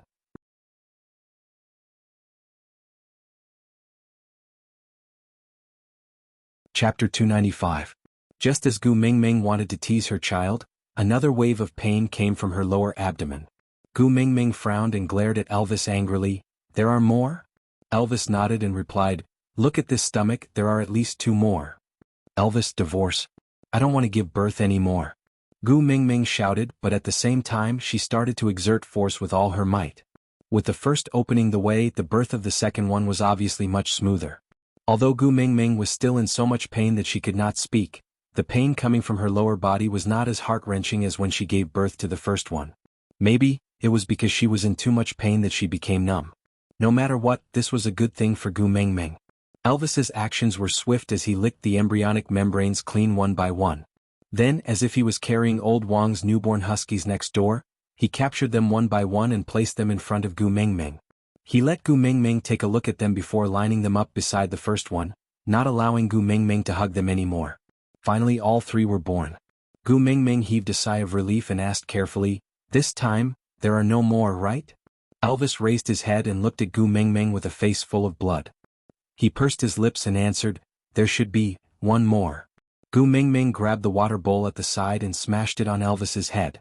She roared with a thick sobbing tone, "Divorce. I want a divorce. Elvis sighed and glared at the three little ones who were mumbling beside Gu Mingming. Then he replied seriously, Xiaoming, just give up on this idea. Even if you beat me to death, I will never divorce you. Ah. Gu Mingming originally thought that after experiencing the torture of the first three, the fourth one would be more successful. But the result was the exact opposite. The fourth one seemed to be bigger than the previous three. It was so full that Gu Mingming felt like her body was going to break down. Yet, this fellow did not even have the chance to peek his little head out. Elvis also noticed the abnormality and hurriedly went back to lick Gu Mingming's wound. He used his saliva as a lubricant and even sucked lightly, trying to help Gu Mingming with external force. But all these were useless. Gu Mingming clenched her teeth and exerted all her strength, but the child's head was too big and was stuck there. After giving birth to the first three babies, Gu Mingming was actually exhausted. It would be fine if this baby was born successfully, but unfortunately, it was a big-headed baby. After a few rounds, Gu Mingming could not even breathe smoothly. Not to mention exerting strength, she did not even have the strength to scold Elvis. Elvis frowned and looked at the exhausted Gu Mingming, then looked at the fourth brother who was stuck there and could not even stretch his head out. He leaned forward and kissed Gu Mingming's forehead, saying in a low voice, "We have 3 children, that's enough." Gu Mingming was in a daze, but Elvis's words still touched a chord in her heart. She grabbed Elvis's hand weakly and asked in a breathless voice, "What do you want to do?" Elvis's blue eyes were filled with heartache and anger. He would not allow anyone to torture Gu Mingming like this, not even himself, not even his son. "I'll reach in, grind it up and pull it out. This way, you won't be in pain." Elvis planted a light kiss on Gu Mingming's forehead and said, "I'm sorry, I shouldn't have let you suffer like this. Very soon, everything will be fine, trust me." Aside from the topic, on the first day, Susu was very nervous. Thank you to all the babies who came to support Susu on the first day. Thank you for making me feel at ease. Remember to join the group activities.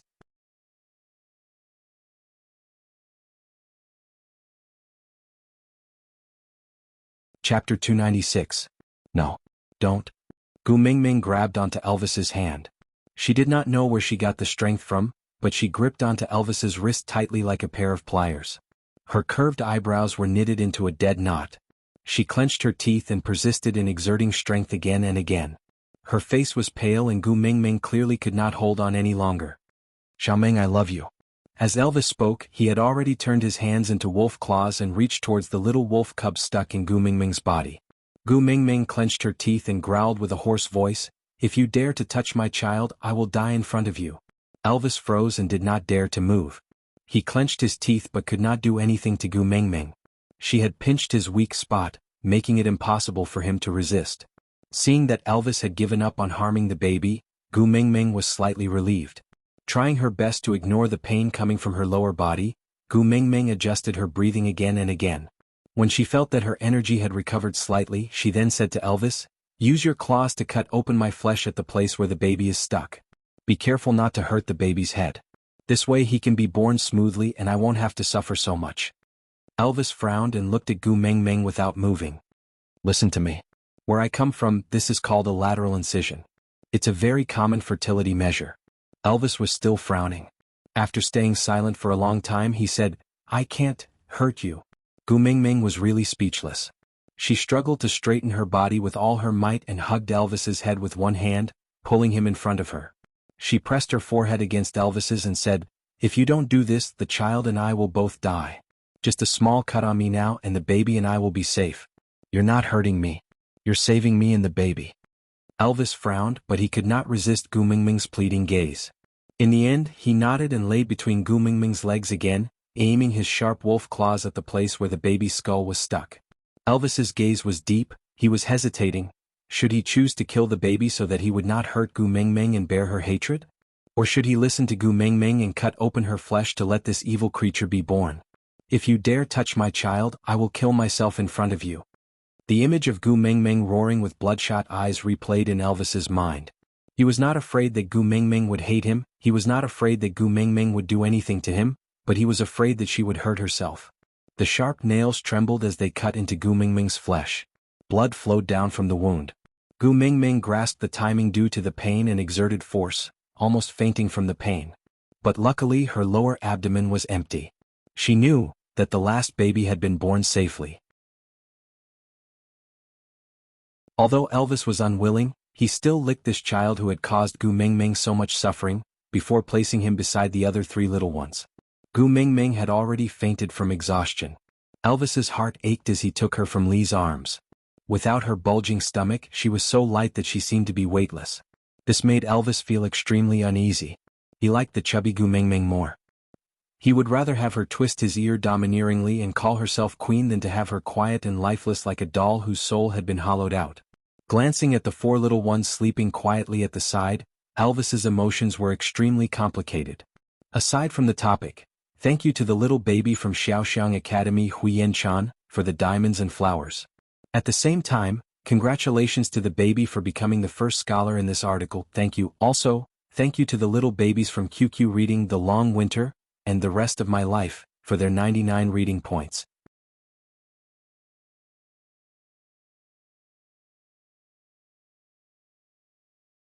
Chapter 297. When Gu Mingming woke up again, it was already the afternoon of the second day. The 4 little fellows huddled into Gu Mingming's arms while whining. As long as Elvis and Leah dared to touch one of them, the other 3 would scream at the top of their lungs. In order not to disturb Gu Mingming, Elvis endured the thick veins on his forehead and glared at the 4 fellows making a mess. But it was a pity that newborn calves were not afraid of tigers. Newborn wolf cubs were also not afraid of their fathers. No matter how Elvis released his powerful aura, the 4 little ones just huddled into Gu Mingming's arms while whining, completely unafraid of their own fathers. The moment Gu Mingming opened her eyes, she was melted by her 4 sons. With their eyes still closed, they rubbed their little pink noses into her arms. Their short limbs could not support their chubby bodies and they all laid on the bed, whimpering. Gu Mingming reached out her hand and tapped one of their little faces. The little fellow immediately turned his head and sucked on her finger with all his might. Hungry? Perhaps it was the nature of a mother and son. Gu Mingming instantly understood what her sons meant even though there was no verbal communication. She turned to look at Leah and Elvis. The former's face was as warm as a spring breeze while the latter's face was as cold as ice. Those who did not know better would have thought that this nest was Li's cubs. Both of you go out for a while, I want to feed the kids. Actually, Gu Mingming wanted to ask Leah to leave, but she was too embarrassed to only chase one of them away, so she could only chase both of them away. But Leah shrugged his shoulders and said, "Are you sure you can feed all 4 of them at the same time, without any help?" Gu Mingming did not understand what Leah meant at first. When she followed Li's gaze and lowered her head to look at her chest, her face instantly burned up. Damn it, there were only 2 milk bottles and 4 sons, what should she do? Elvis walked forward and picked up the 3rd and 2nd brothers with each hand, saying, "Feed those 2 first, I will look after these 2 first." Gu Mingming looked at Leah and thought to herself, why aren't you going out yet? But Leah sat on the ground nonchalantly, looking like a good student waiting for the old professor to start his lesson. He had no intention of leaving at all.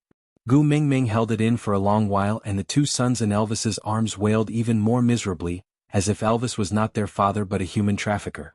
She could not wait any longer, her sons would starve to death if she waited any longer. Gu Mingming cleared her throat and said, "That? Elvis can stay behind to help me. Leah, why don't you help me prepare some food first?" Li's eyes narrowed with a smile and nodded in agreement before walking out. Once Leah went out, Gu Mingming hurriedly removed her clothes and started breastfeeding her 2 sons in a rather shameful position. The reason why this position was a little shameful was because if an Elvis who was lying on his back was added to the scene, it would be a F***King live erotic scene. Gu Mingming was lying down to feed her sons while Elvis was focused on playing the role of a human trafficker. He completely ignored the struggles and protests of his 2 sons and only focused on watching his wife's flirtatious and seductive posture. Gu Mingming was a little embarrassed from Elvis's stare. Although she had already mated and the children were all convinced, it was still weird to be stared at like this. So Gu Mingming found a topic and asked, "Why feed these 2 first and then the other 2? Did you catch them randomly?" Elvis shook his head and said, "The one on your left is the first to be born and the one on your right is the last to be born. Those 2 are the strongest in the litter and have a higher chance of survival than the 2 in my hands. So there is a limited amount of food for them." Aside from the topic, thank you to Xiaoxiang Academy's little baby, 69116691. My lips only kiss me, I am Shui Jin for your votes.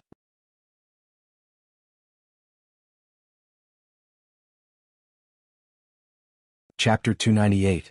Gu Mingming was really dumbfounded after listening to him. What kind of theory was that? Does it mean that we should prioritize protecting the two stronger ones and let the two weaker ones live if they can? If they can't, then we'll just forget about it? Return my sons to me. Angered, Gu Mingming pointed at Elvis's nose and roared, "It's all flesh that fell off from my body, so you're not the one who's in excruciating pain, so you can say it so easily? Hurry and return my sons, I don't need your help." Elvis knew very well that he must have said something wrong again, but the problem was that he did not know which word he said wrong.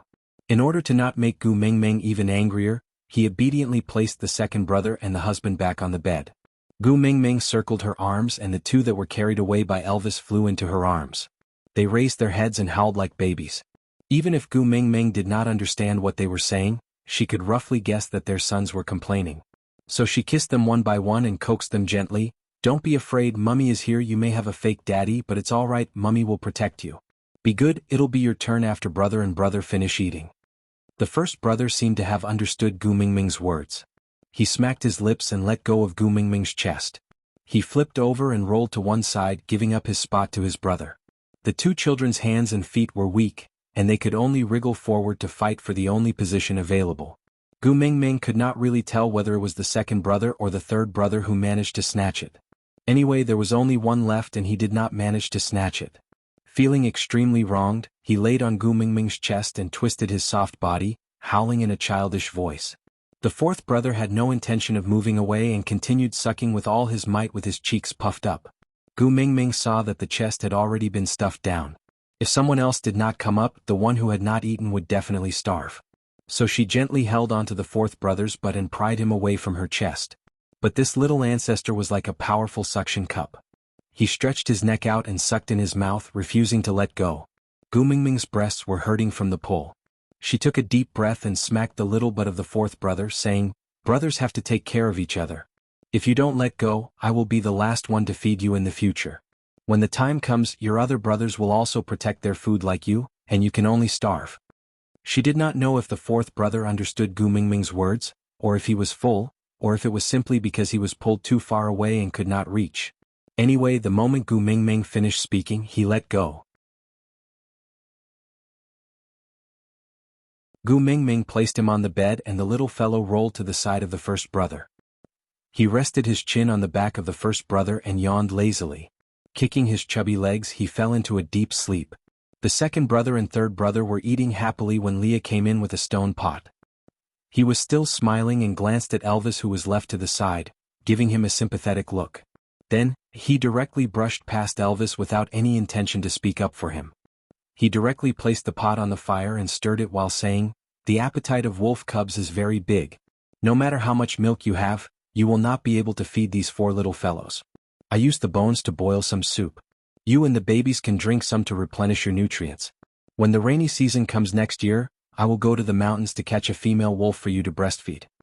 Aside from the topic, thank you to the little babies from Xiaoxiang Academy, Milk Bait Ho, and Rabbit G drinking tea for the flowers. Love you guys more.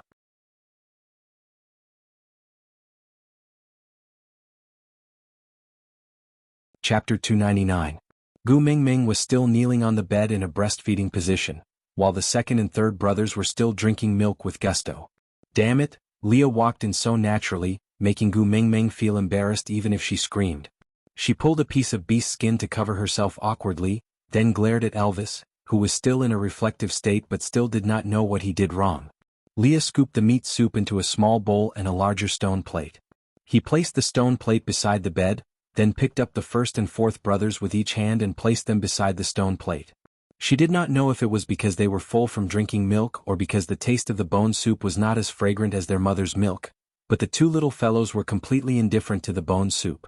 Leah patted their little heads lightly and shook his head helplessly. He looked at Gu Mingming and said, "Wolves learn their eating habits from their mother. They will eat whatever you teach them to eat. So, here." As Leah spoke, he placed the small bowl beside the stone plate, indicating for Gu Mingming to demonstrate how to drink the soup. Gu Mingming sighed and looked at her four babies.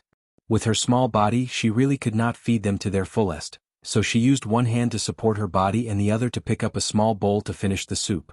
Then, she showed the empty bowl to her two sons and said, "The taste is not bad, my babies are good, do you want to try it?" That. Leah rubbed his nose and said, "The cubs have not opened their eyes yet, so they cannot see your actions.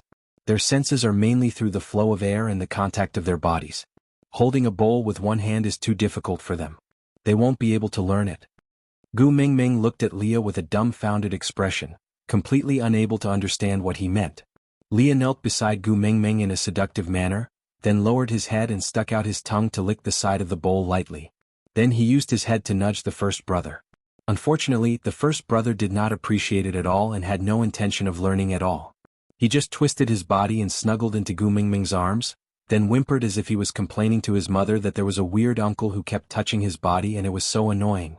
Gu Mingming forced a smile with her stiff lips and asked, "I also have to lick and drink like that?" Leah nodded his head seriously. "You have to teach them in a way that they can learn."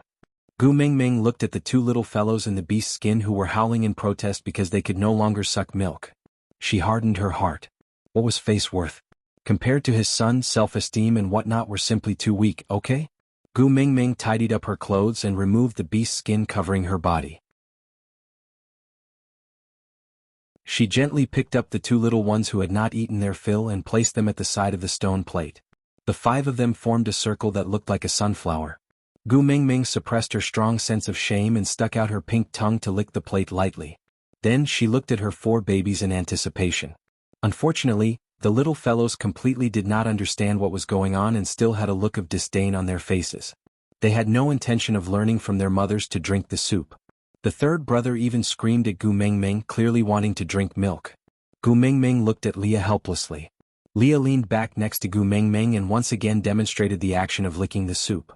Then he kissed Gu Mingming's face intimately and used his mouth to send her little face to the side of the plate. When he reached the edge of the plate, he licked the bone soup again. His long and affectionate eyes were smiling all along as he stared at Gu Mingming's shy little face. Aside from the topic, "Thank you Xiaoxiang Academy, Dingrunpu, diamonds, flowers and even voted for me. I'm so touched, thank you baby."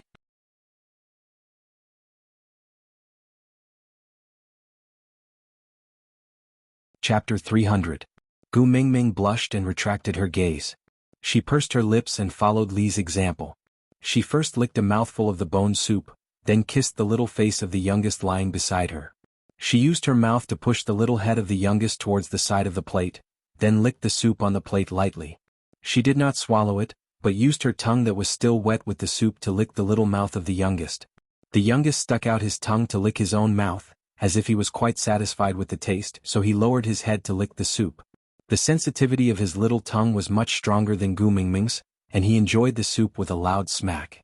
Gu Mingming felt a great sense of achievement, but she did not dare to make a loud noise as she was afraid of scaring her sons. Then she would use the same method to guide the other three sons. But what frustrated her was that the other three fellows firmly believed that the bone soup was not as fragrant as their mother's milk. Other than reluctantly finishing the soup that Gu Mingming had licked onto their mouths, they were completely unwilling to lower their noble heads. Gu Mingming looked at the youngest whose belly was already round from eating, then at the other three little fellows who were still crying piteously for food, before looking at Leah with a pleading gaze. Leah shrugged his shoulders and stood up. He retreated to Elvis's side and said, "I'll leave the rest to you." Elvis nodded, picked up the youngest and passed him to Gu Mingming. Gu Mingming received the youngest blankly and hugged him in her arms. Then she watched as Elvis's face darkened, using his throat to growl at the other three little ones. If Elvis was not in his human form, Gu Mingming did not doubt that she would see the expression of a wolf baring his teeth to scare his enemies in television dramas. Gu Mingming frowned. What was wrong with this person? He had a face full of anticipation when he begged her to give birth to children. She thought he liked babies a lot, but in the end? Did he get addicted to scaring his sons every day? Gu Mingming was about to flare up when she realized that the three little ones who had refused to lower their heads to drink the soup, actually lowered their heads obediently and started to lick the soup plate pitifully. Although they looked rather pitiful, it was still better than starving. Gu Mingming heaved a sigh of relief and resisted the urge to scold Elvis. She just gently caressed the back of the fourth brother, as if the one who was scolded was the fourth brother and she was comforting him. It didn't take long for the three little guys to finish the bowl of bone soup. She groaned twice, lay crookedly on the edge of the plate and began to sleep. Gu Mingming looked at the four heartless brothers and suddenly laughed. She carried them up one by one and arranged them in a row on the beast's skin. Then she took out a softer beast skin and covered them with it. Only then did she carefully climb up from the bed and scoop 2 pieces of meat from the pot to eat. You can eat meat? Don't you feel disgusted? Elvis was a little worried. Ever since she became pregnant, Gu Mingming refused to touch meat no matter what. She always said that there was a gamey smell and it made her feel disgusted. Gu Mingming sniffed and said, "It's still a little disgusting, but we still have to eat even if it's disgusting. Otherwise, the children's nutrition will not be able to keep up and they will fall sick easily." Elvis sighed and scooped Gu Mingming into his arms, letting her sit on his lap to eat so that she would not catch a cold. Elvis rested his head on Gu Mingming's neck and said with a little grievance, "Other people can't even think about getting pregnant without a few years. How did you get pregnant in such a short time?" Gu Mingming tilted her head and asked, "You're still unhappy that I gave birth to a son for you?" Elvis nodded and said with grievance, "Not happy, very unhappy. I feel that you are treating them better than me now. You glared at me a few times because of them and even scolded me. You even said you wanted to divorce me and even threatened me. Aside from the topic, thank you to the little darling of Xiaoxiang Academy. As long as I don't die, you will always be my subject. 8 evaluation votes, nouveau riche looking for a mistress."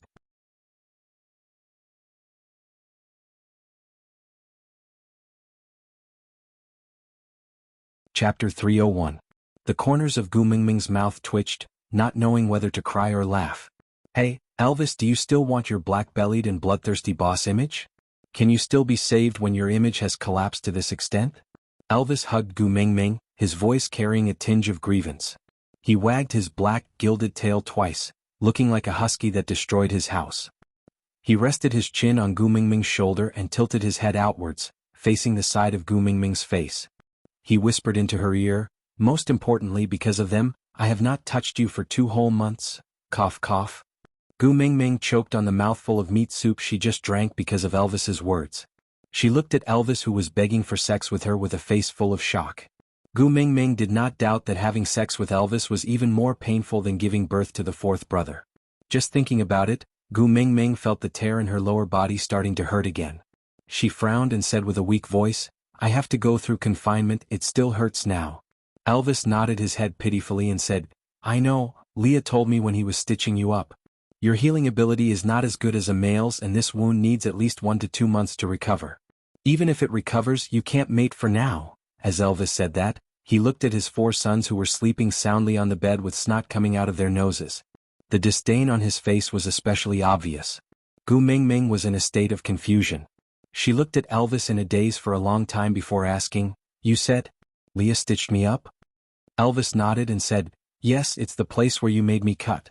You said that it's called a side incision. Yes, it's that side incision wound. If left unattended, it would keep bleeding. I couldn't stop it even after licking it for a long time, so I could only ask Leah to stitch it up for you. Luckily you taught him how to stitch before, or else I wouldn't know what to do." Gu Mingming really did not want to live anymore. She said with a face full of despair, "You even licked it in front of Leah?" Elvis nodded and said, "Because I couldn't stop the blood no matter how I licked it, so I asked Leah to come over and help me check if the way I licked was wrong." Gu Mingming held onto Elvis's shoulders with both hands and looked at him with a pleading gaze. She asked carefully, "You didn't let you were the only one licking, right?" Elvis thought about it seriously, then nodded and said, "Before you accept Leah, I will not let him touch the places that are covered by your clothes. I remember you saying that only a mate can touch a place covered by clothes. So I just let him watch, not let him lick." Gu Mingming did not feel happy at all. She shook Elvis with all her might and said, "You even know that you can't let others touch the places covered by clothes? Then why did you let Leah watch you lick?" Elvis didn't understand and said, "He just looked, he didn't touch, really?" Gu Mingming slapped her own head and looked at Elvis with a grievance, saying, "But he was the one who stitched it up for me?" Elvis came to a sudden realization and with a shocked face, he frowned and said, "The situation was too dangerous then. If I didn't let him stitch you up, your blood would keep flowing. If you're really too angry, slap him 2 more times? Just like the previous time, slap 2 times, then you won't be angry anymore, alright?" Aside from the topic, thank you to Xiaoxiang Academy's Holly Lamb for the fresh flowers and evaluation tickets.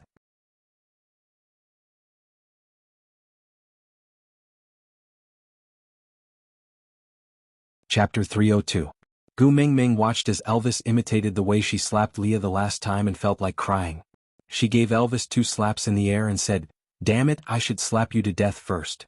Elvis smiled and hugged Gu Mingming back into his arms. He coaxed her gently and said, "If hitting me can make you feel better, then go ahead. Do you want to hit the left side? Or the right side?" Gu Mingming raised her hand. Facing Elvis's sincere and gentle look, she could not bear to hit him. She swung her hand and punched his chest. She snorted and turned her head to ignore him. Elvis held Gu Mingming's little hand and placed it in his palm. He carefully touched every inch of skin on her hand and said, "Winter is almost over. When the snow melts, everyone will see Leah walking out of our cave. By then, even if you did not mate with him, he will already be a member of our family. So, strictly speaking, he cannot be considered as someone else." Gu Mingming was stunned. She tilted her head and asked Elvis, "What do you mean?" Elvis always knew that Gu Mingming had no concept of the rules in the beast world. So he patiently explained, "Do you still remember Barit's request before winter?" Gu Mingming thought for a while and replied, "I remember he said he wanted to stay in our cave. Didn't you reject him on the spot?"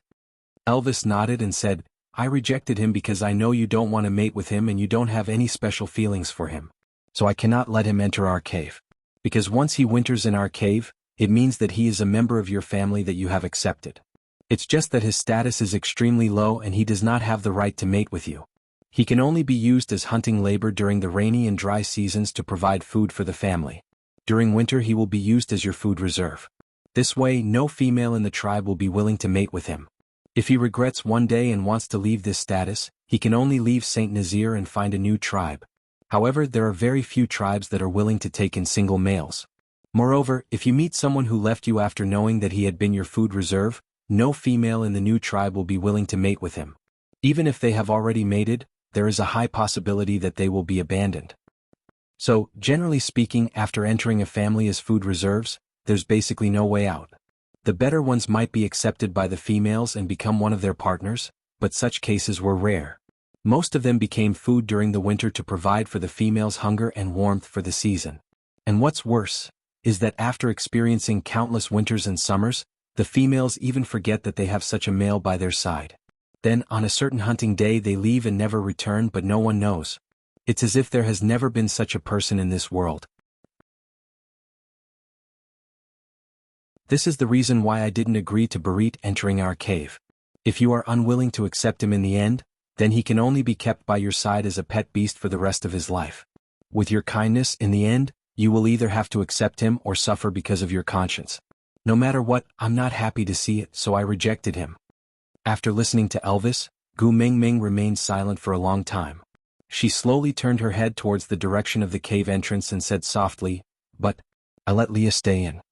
Out of topic.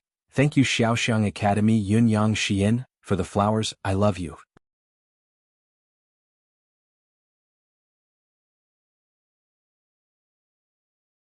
Chapter 303. Elvis heaved a sigh of relief because Gu Mingming's sentence should have been said by him, but he had deliberated for a long time. No matter how he put it, it sounded like a rebuke and he did not want to rebuke Gu Mingming. Elvis felt his heart ache when Gu Mingming said it herself. He hugged Gu Mingming and said, "Leah and Barit are different. I know you like him." Gu Mingming turned around and asked Elvis, "You are always trying to incite me to accept Leah. Don't you feel jealous? Aren't you worried that I will have a change of heart?" Elvis thought about it seriously and nodded, "Of course I'm worried, how can I not be worried? When you were dating him in the past you could not even see me in your eyes. At that time I was extremely upset every day. But because I was upset, I don't want you to experience the same thing. Since you like him, then let's be together. I only have one request. That is, his mark do not appear on your chest. Or else I might not be able to take it." Gu Mingming sighed. She really did not know how to respond to Elvis's generosity.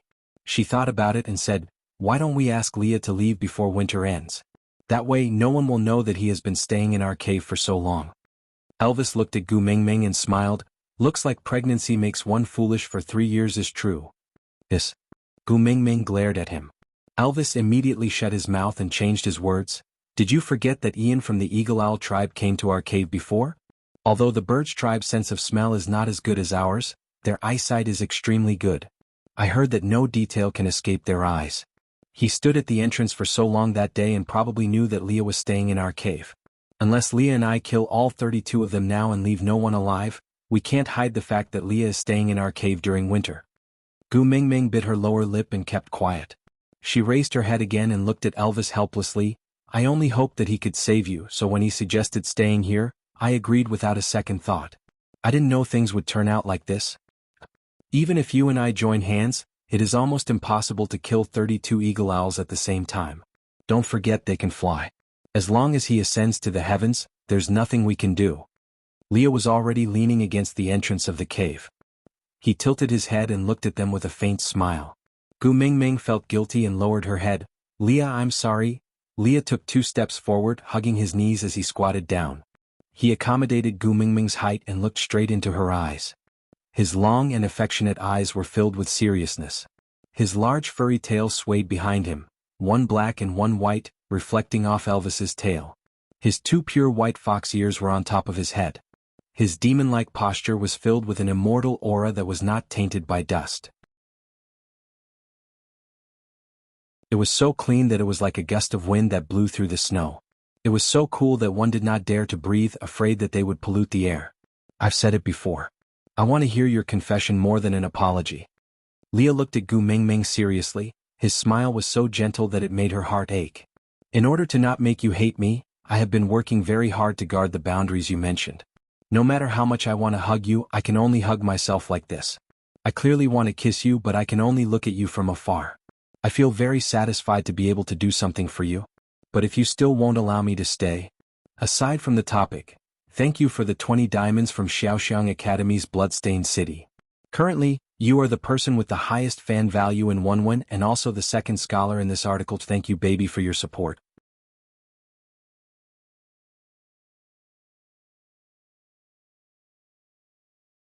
Chapter 304. Leah paused and leaned his body forward slightly. He whispered into Gu Mingming's ear, then there's only one way left. Gu Mingming blinked her eyes and asked, what way?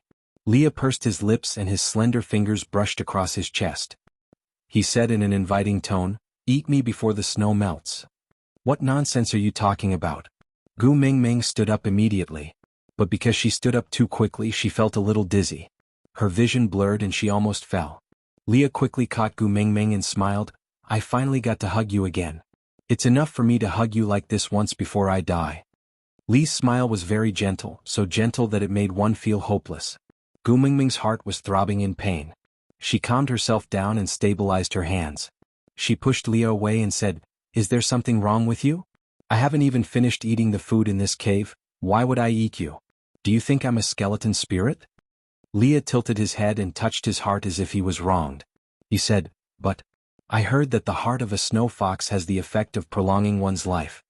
Gu Mingming was about to hit him when Leah touched his stomach again and said, the flesh on my stomach is also very smooth and tender. It tastes much better than normal wild beast. And I'm a 3rd level orc. If you eat me, your body will definitely be much stronger than it is now. That way you won't fall sick after playing in the snow for a while. Gu Mingming wanted to cry but no tears came out. She looked at Leah and then at Elvis and sneered, are you sure one is a wolf and the other is a fox? Neither of you is a fox wearing a wolf's skin or is a wolf wearing a fox's skin. Why the hell are you both so eager to let others eat you? Isn't it good to live well? Look, this world is so beautiful, right? Leah caressed Gu Mingming's face gently, his eyes filled with greed. He wanted to take one more look at her, one more look as if he wanted to carve her into his eyes. He said with deep affection and loneliness, if you don't want me anymore, this world will not be beautiful at all. Rather than living in a purgatory filled with torment, I might as well fuse my flesh and blood into your body and become one with you, using another method to protect you once. At least I can die a worthy death. Leah paused and recalled the time when he was fooling around by the stream before he confessed to Mingming. She thought he was going to eat her up and begged for mercy in his arms while crying. He was vexed. Was he not affectionate enough? Why would this little fellow think of a romantic atmosphere as a bloody and violent scene? Thus, he deliberately scared her and she really closed her eyes and waited for death. She was obviously trembling violently, but she still pretended to be unafraid of death. Back then and now it was so similar. Once upon a time you begged me not to eat you. You said you wouldn't choose between food and partners.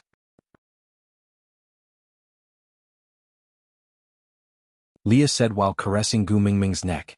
That was the place where he once planted strawberries. Li's smile was filled with the warmth of memories. His gaze overlapped with that day, looking at Gu Mingming seductively and affectionately. Using the same tone as that day, he said, "Since you don't want to choose, let me choose for you." Leah slowly lifted his silver hair and revealed his snow-white neck to Gu Mingming. He looked at Gu Mingming with his perfect side profile and said, "It's all right, it won't hurt, eat me up, then we will fuse together and we will never be separated again." Gu Mingming was stunned. Aside from the topic, thank you to the little baby from Xiaoxiang Academy, Max Yangying, for the evaluation ticket, thank you.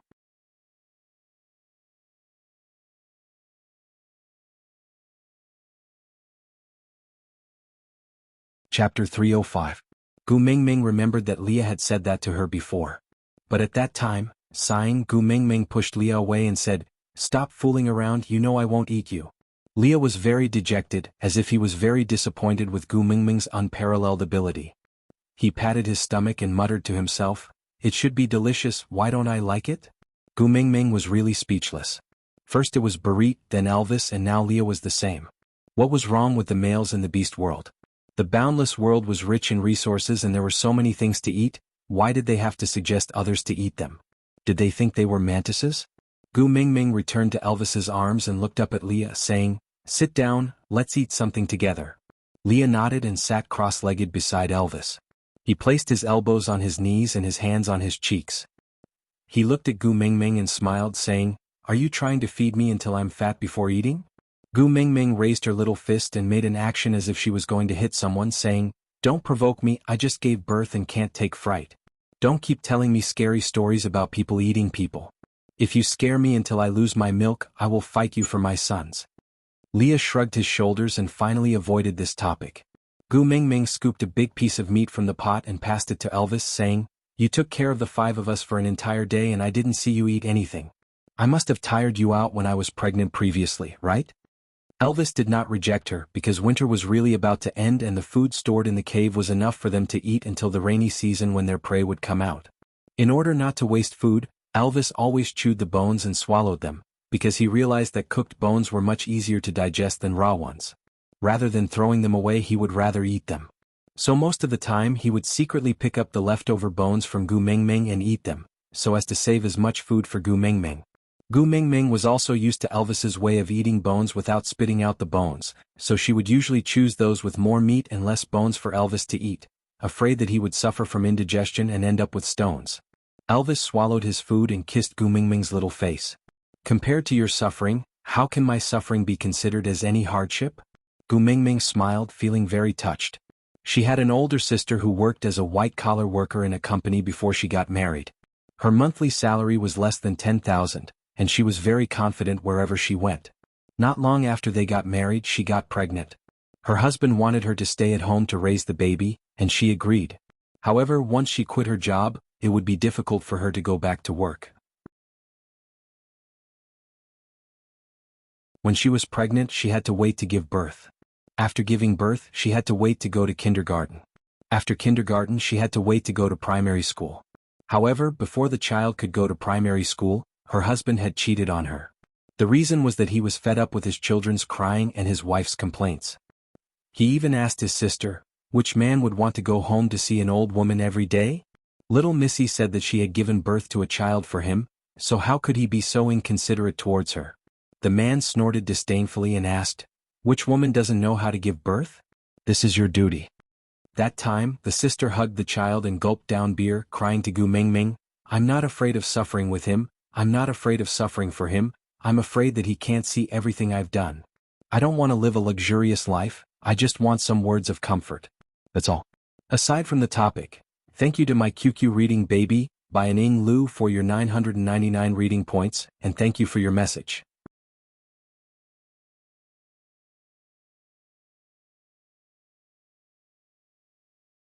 Chapter 306.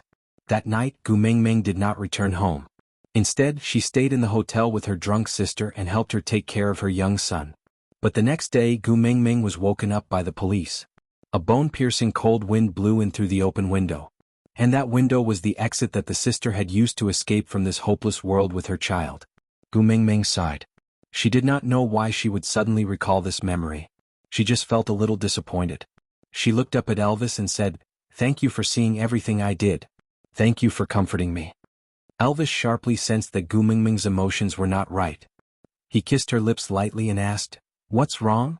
Something on your mind?" Gu Mingming shook her head and smiled, "Maybe it's the legendary depression." Elvis looked at Leah, who shook his head to indicate that he had never heard of it. He did not know what to do either. Gu Mingming patted her face to cheer herself up. Then she smiled and said, "All right, I'm fine. Don't worry." Elvis hugged Gu Mingming and gently stroked her hair. He comforted her gently, don't be depressed, don't worry. You have me." Gu Mingming nodded and said, "I know, I have a good hubby." Elvis accepted Gu Mingming's compliment with a smile. The word hubby was especially pleasing to the ears. "Hey, my good hubby, shouldn't we be doing something serious now?" Gu Mingming asked with a smile. Elvis looked at Gu Mingming's lower body thoughtfully. Then he shook his head firmly and said, "Although I really want to, your body has not recovered yet. I can't do it for now." Gu Mingming's melancholy mood was instantly broken by Elvis. She picked up her chopsticks and knocked on Elvis's head, saying, "What are you thinking about?" "I'm talking about serious matters." Elvis said seriously, "It's serious matters. But Xiaoming, you really need to rest." Gu Mingming really did not know whether to laugh or cry. She shook her head and said, "I know I need to rest. The serious matters I'm talking about are not the unserious matters you are thinking about. I'm talking about our 4 babies. We can't possibly call them first, second, third and fourth every day, right? Isn't it time to give it a proper name?" Elvis looked at Gu Mingming and thought seriously for a while before replying, "Whatever, you can call me whatever you like." Gu Mingming really wanted to spit blood on Elvis's face. She complained, "Can you be more attentive? He's your son after all. What do you mean by, whatever?" Elvis said, "My name was randomly chosen by me after I became an adult. Leah, what about you?" Leah thought for a moment before replying, "I snatched my name from someone else after I became an adult." The corners of Gu Mingming's lips twitched as she asked, "Is there a need to fight over names?" Leah nodded and said, "I think his name sounds nice, so I killed him and his name belongs to me. If one day someone likes my name, they can also challenge me. Many people are like this." Elvis added, "Yeah, I snatched 2 names in the past too, but after snatching them I felt that they didn't sound good, so I just gave up and randomly picked one for myself. I've met people who tried to steal my name before, but they never beat me up." Gu Mingming's face was filled with despair. "It's just a damn name, what's there to snatch? If you don't believe me, you can just go to the village entrance and shout, 'Dog leftover.' Even if there aren't 10 people, at least 8 will respond to you. According to the logic of the beast world, the strongest dog leftover in the village has to strangle all the other dog leftovers in the village to monopolize the name Dog Leftover." Aside from the topic, thank you to the QQ reading baby Lazy Das Huang for the 399 reading points.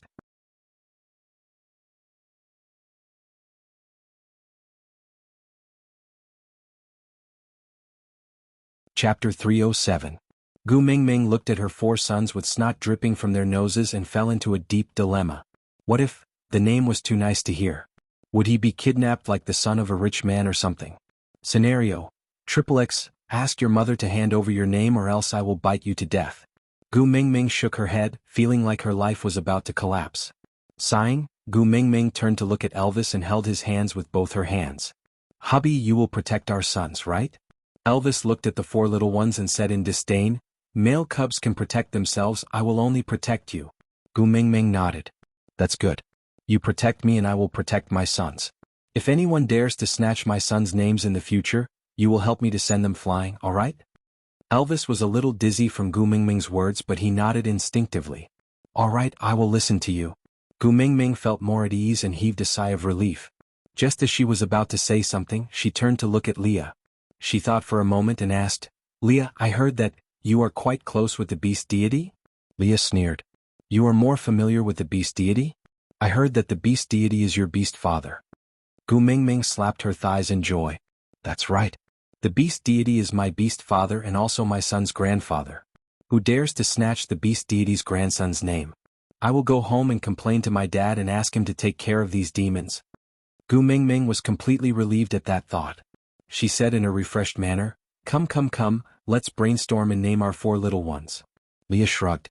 "Do I have the right to name my children?" Gu Mingming thought for a moment and smiled awkwardly. She had never heard of a midwife naming their children. Their parents were all around. It would be weird to ask a doctor to name their children, right? But it would also be awkward to say no. So Gu Mingming said, "Sure, of course you can. Tell us what names you want to give your children. If it sounds good, we can also adopt it." Leah pointed at the 4 little ones and said, "Mingming, want, Leah, mate." Gu Mingming's awkwardness had already broken through the heavens. She smiled at Leah and said, "Mingming is my name, Leah is your name. Do you mean to ask the eldest to kill me and the third to kill you?" Leah shook his head and said, "Gu Mingming is your name, so he can be called Mingming. As for Leah, I'm willing to give this name to him. I'll snatch someone else's name. Hey, what do you think of Barit's name?" "Nothing much." Gu Mingming face-bombed and said, "I think your naming skills are just SOSO, you better forget about names." Leah was not angry and nodded his head to indicate that he had no objections. Then he turned his body seductively and leaned against Gu Mingming, wagging his tail like a pet. Gu Mingming lowered her head and asked, "What are you doing?" Leah blinked his long and narrow eyes at Gu Mingming and said, "A beast pet should look like a beast pet. Since you're not going to eat me, then I'll just be a vixen." Gu Mingming rolled her eyes and could not be bothered with him. She turned to look at Elvis and asked, "What about you? Do you have any good suggestions?" Elvis thought for a moment and pointed at the 4 little ones and said, "Scram further away, scram further away, scram further away, scram scram." Aside from the topic.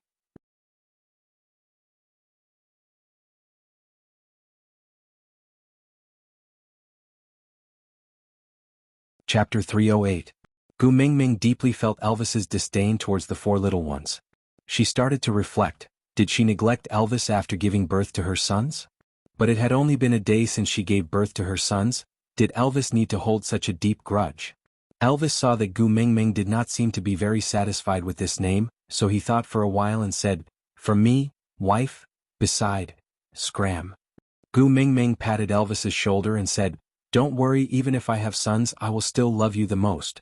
After all, I already have 4 sons but only 1 husband, so you don't have to show such strong animosity towards them. Especially the 4th, it was so hard for me to give birth to him, on account of me suffering so much. Can you not ask him to scram every time you open your mouth?" Elvis was silent, then looked at Gu Mingming with a grievance and said, "Now you actually lied to me for them." Gu Mingming looked like she was wronged and said with the most sincere eyes, "I didn't. When did I lie to you?" Elvis pointed at Gu Mingming's chest angrily and said, "You have never fed me like this before, but you let them eat for a long time today."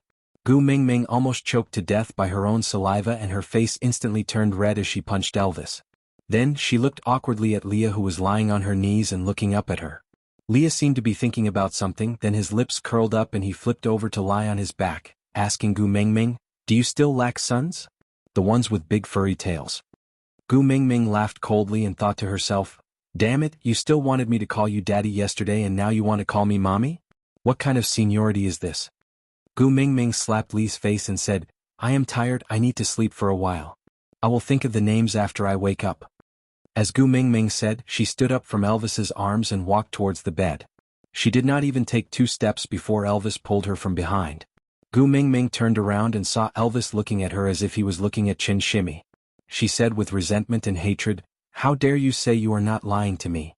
You used to hug me to sleep in the past, but now you are abandoning me to hug them." Gu Mingming had no choice but to return to Elvis's side and pounce into his arms. "I'm not going to hug them, I'm going to hug you." "Yes." Elvis coolly responded with a single syllable, but the corners of his lips could not help but curl up, his eyes filled with pride. Gu Mingming really wanted to say that she had never seen anyone fight with his son to such an extent. How could he persuade her to accept Leah with this kind of behavior? When that time comes, wouldn't there be a Liaozhai's wolf demon versus the fox demon, at home every day? Just as Gu Mingming was thinking, Elvis had already walked to the side of the bed. He lifted his leg and kicked the cushion that the 4 little ones were sleeping on.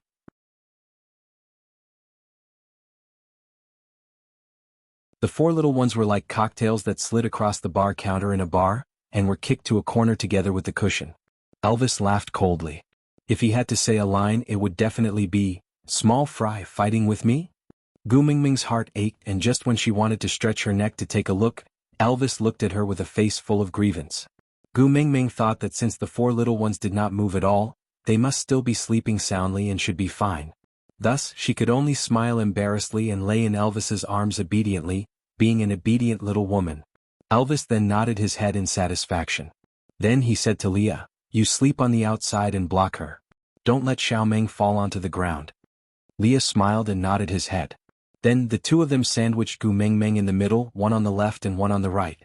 Gu Mingming's lips twitched as she thought to herself, "Are they working together with the secondary enemy to attack the primary enemy? Are they planning to work together with Leah to fight with my four sons for her favor?" Aside from the topic.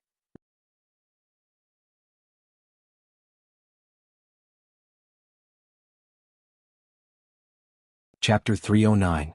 When Gu Mingming woke up, she finally understood why Elvis wanted Leah and him to accompany her to sleep.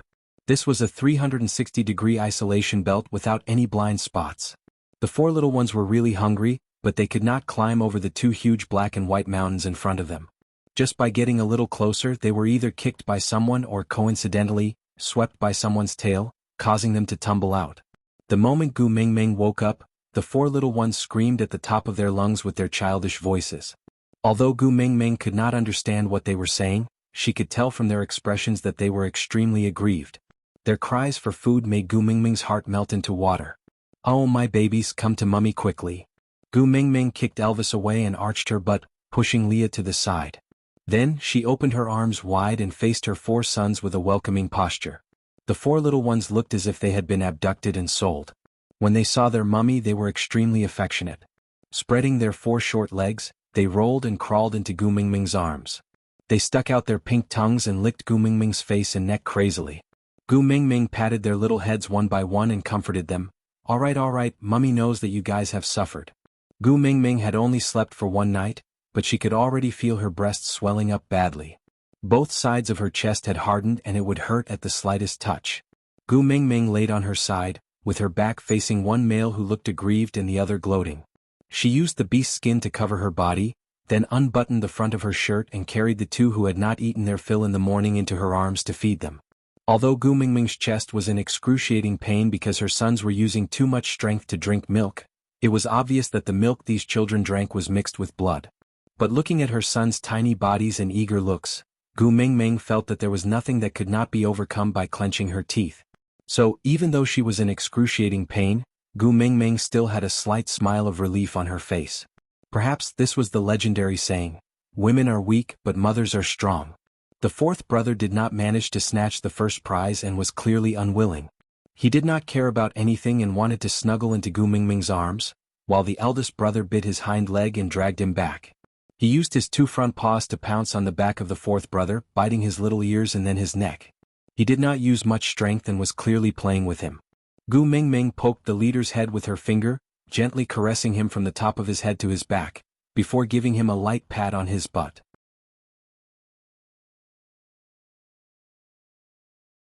The boss was so comfortable that he was snoring and twisting his little body was very cute. Gu Mingming giggled at her son's teasing. Seeing that the leader had received his mother's reward, the fourth brother also cried out.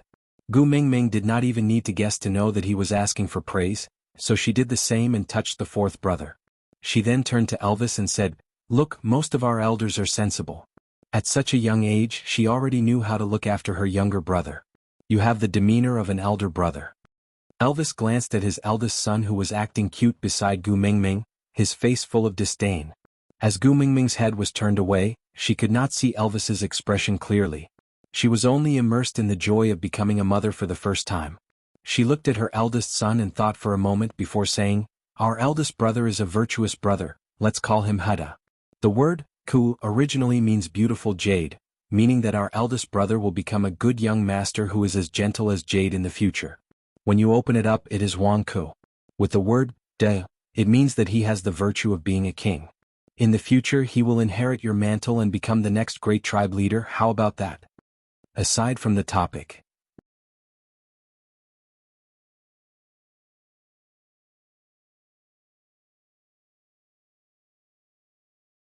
Chapter 310. Elvis sat behind Gu Mingming and pointed at the leader who was still acting cute. "I like this name, I want to change with him." "Yes Elvis, I am Hada." Gu Mingming burst into laughter and turned to look at Elvis asking, Snatching a name from your own son? Only you can think of that. Elvis's face darkened. Didn't you say you love me the most? Not even giving me a name? Gu Mingming was really speechless at Elvis's way of thinking. He had been persuading her to accept Leah every day, but now he was making things difficult for his son. Gu Mingming knew very well that this husband of hers was always amenable to coaxing but not coercion, so she pulled Elvis's hand and placed it on her waist, playing with his slender fingers while saying, "But I feel that the name Elvis suits you better. And I am already used to it. I will call Elvis when I need help, Elvis when I am bored, Elvis when I miss you, and Elvis when I am angry. If you change your name, I am afraid I will not be used to it."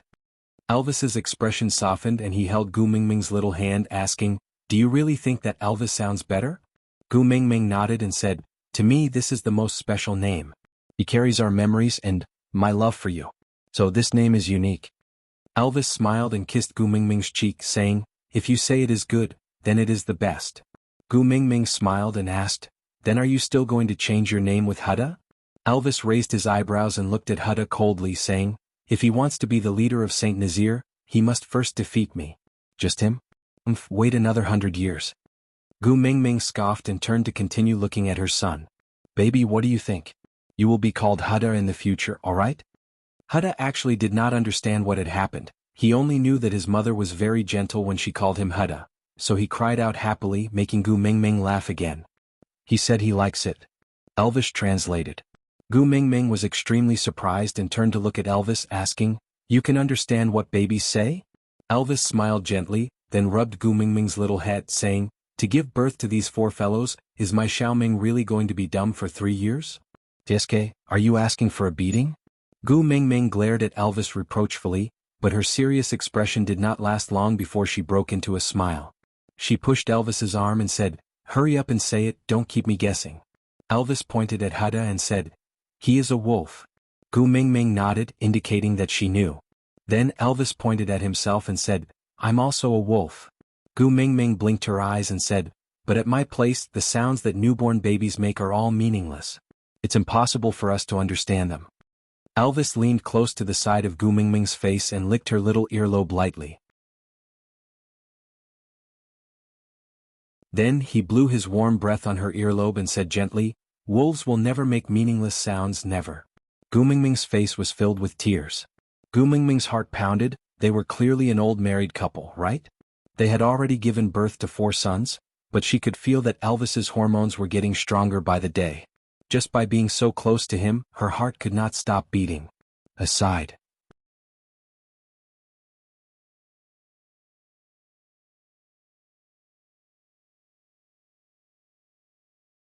Chapter 311.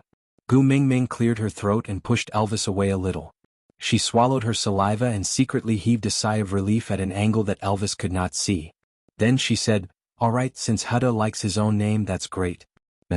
Gu Mingming patted the 4th brother who was still fighting with Hutta lightly and said, "It's time to give him a name." Gu Mingming thought for a while and had an idea in her mind.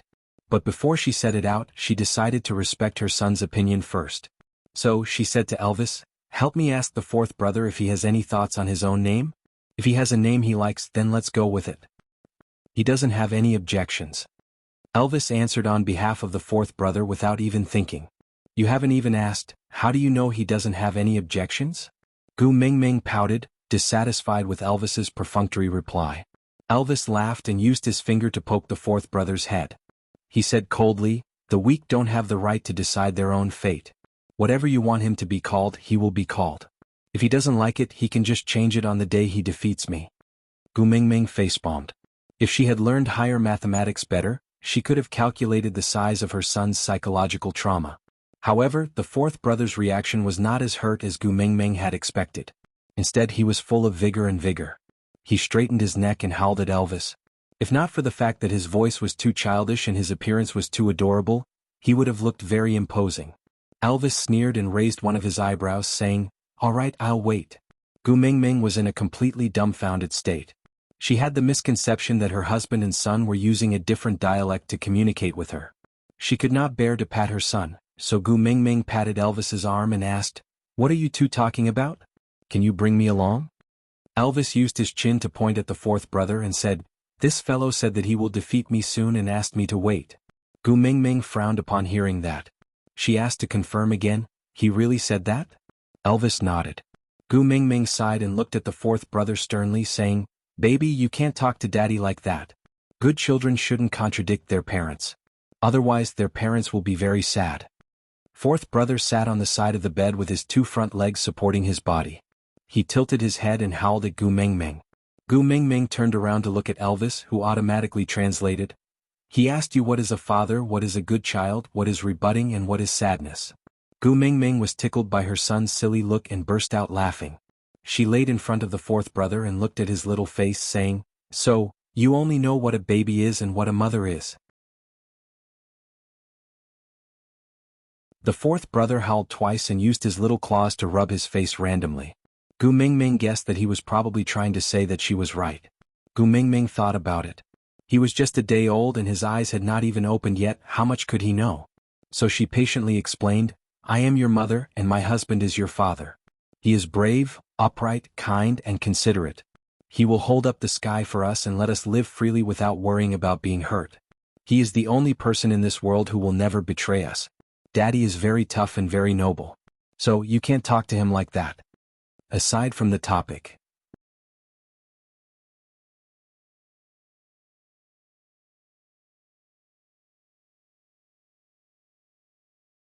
Chapter 312. Huda and the fourth brother tilted their heads and looked at Gu Mingming, quietly listening to her. They did not make a fuss or run around, but just looked dazed as if they did not understand what Gu Mingming meant.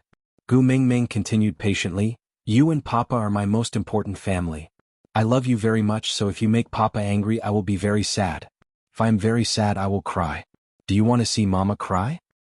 Ow ow ow. Together with the other two who were drinking milk, the four little ones shook their heads and howled in unison. Gu Mingming giggled from their teasing. She kissed them one by one and said, Babies who don't make their mama cry are good babies. Ow ow ow, the four little ones continued howling. Gu Mingming turned to look at Elvis, who translated, They said they will be good babies. Gu Mingming felt extremely comforted and hugged the four little ones in her arms, kissing them again and again. The second and third brothers were basically full, so Gu Mingming carried Huda and the fourth brother back into her arms, letting the second and third brothers play at the side. Leah had already gone out to prepare food, so it would not be long before there would be a supplementary meal for them to eat. The eldest brother leaned against Gu Mingming's stomach and drank milk quietly, while the fourth brother kept howling as he ate, but his voice was very muffled and could not be heard clearly. Gu Mingming patted the back of the fourth brother and said, Don't talk when you are eating, you might choke. Ow ow ow, the fourth brother opened his mouth and howled a few times at Elvis before continuing to eat. Elvis placed his leg under Gu Mingming's neck to make her more comfortable, and used his tail to support Gu Mingming's waist, so that she did not need to use her own strength. He pinched Gu Mingming's shoulders and translated, He said he wants a name more impressive than Huda. Gu Mingming smacked her head and said, I was so focused on educating the children that I forgot about naming them. Sorry, it's Mama's fault. The fourth brother was drinking milk and could not answer Gu Mingming. He remembered that his mother told him not to talk while eating, so he held it in and shook his head to express what he meant. He believed that his mother would understand. However, his mama did not understand at all. Let me think. What should we call our fourth son? As Gu Mingming spoke, she caressed the fourth brother's back. She thought for a while and said, The fourth brother has the strongest physique among the four children. One look and you can tell that he is the leader of the family. Camel. How about Camel? The character can refer to the use of force to quell disputes, and Jianghu referred to the use of war to stop war. If we can convince people with reason and rule the country with virtue, that would naturally be the best.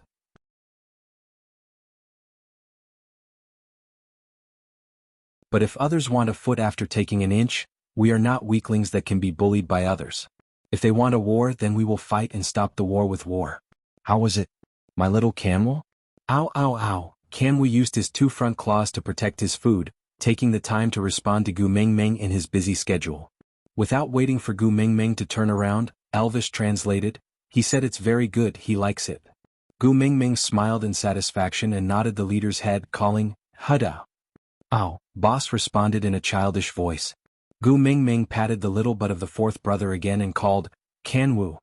Ow ow, the fourth brother shook his butt in an extremely flashy manner and wagged his tail happily. Aside from the topic.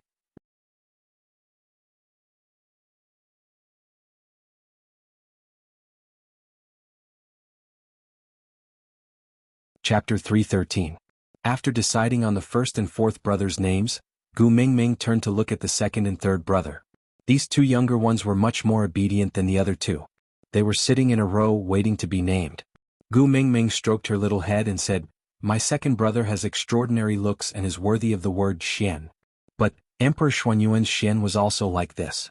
The name is too heavy and will affect one's luck. How about this? In any case, the word Xian also refers to the Xiangong star in the sky. Let's add a pond in front of the word Xian, implying that my second son is the reflection of the Xiangong star in the pond. The stars in the water are also stars. In my mother's eyes they are very bright. Okay." Roar, roar, roar, second brother puffed out his chest, indicating that he was satisfied. Gu Mingming smiled and kissed the second brother, then looked at the third brother. She thought for a while and said, "The first brother is virtuous, the second brother is handsome, and the fourth brother is strong. But being brave without being astute is just an ordinary man. My son needs to be both wise and brave. Third bro, let's use the word strategy, the word for strategy. Be the brains of the four brothers and cooperate with the other brothers to bring glory to Saint Nazir in the future." Gu Mingming thought for a while and said, "Adding a jia in front of the word Lu is to give this child some Buddha's heart and Buddha's nature, or else, if he is harboring evil intentions, he will only be a waste of his intelligence and wisdom. He might as well be a fool. I want my son to put his intelligence to good use, to be a kind-hearted and intelligent person." Gu Mingming turned around and asked Elvis, "What do you think? How about the name Jiaoyu?" Actually, Gu Mingming did not consider these things in the beast world. Kindness? What was the point? What was Buddha nature? In this world there was only the survival of the fittest. But Elvis would never tell Gu Mingming these words. Females were supposed to live in a beautiful fairy tale fantasy, and it was the responsibility of males to create and protect this fantasy. So, Elvis kissed Gu Mingming's forehead lightly and said, "Whatever you like is good." Gu Mingming smiled and turned to look at her son, asking, "Baby, what do you think? Do you like the name Jiaoyu?" Actually, not only did Jiaoyu not understand Gu Mingming's explanation just now, even Elvis might not have understood it. But Jiaoyu remembered that his mother had told him not to go against his parents, or else his mother would cry in sadness. He did not want his mother to cry, so since his mother wanted him to be called Jiaoyu, then he would be called Jiaoyu. So little Jiaoyu nodded and even nudged his head against Gu Mingming's palm.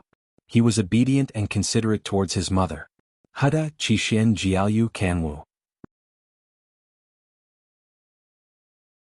Gu Mingming called out the names of her four sons one by one. The four little fellows were like musicians under the direction of a musician, raising their heads in response when their names were called. The other two stopped drinking milk and only used their hands to lay on Gu Mingming's chest, raising their upper bodies to respond to their mother's call. "That's great, my precious sons all have names." Gu Mingming smiled brightly and gently. To Elvis this was the most beautiful scene in the world. Leah carried the meat soup in just in time. After setting up the pot, he scooped a portion of the soup onto a large plate and placed it on the bed. He called out to the wolf cubs and the four little fellows ran to the side of the plate happily to start drinking the soup. There was no need for Gu Mingming to demonstrate at the side. Gu Mingming was surprised and raised her head to ask, "They can understand your words?" Leah nodded and said, "Yeah, I have always been more talented in languages than the rest and I have been with Elvis for a long time, so I know how to communicate with the wolf cubs." Gu Mingming faintly felt that she had discovered something and asked, "Then why didn't you just use your language to teach them how to drink the soup just now and insisted on me demonstrating?" Leah shrugged his shoulders innocently, then pointed at Elvis and said, "Because he wanted to see." Gu Mingming turned around and Elvis was shocked. He rubbed his nose and said, "He was the one who came up with the idea. Aside from the topic, thank you, coward, for tipping 100 points.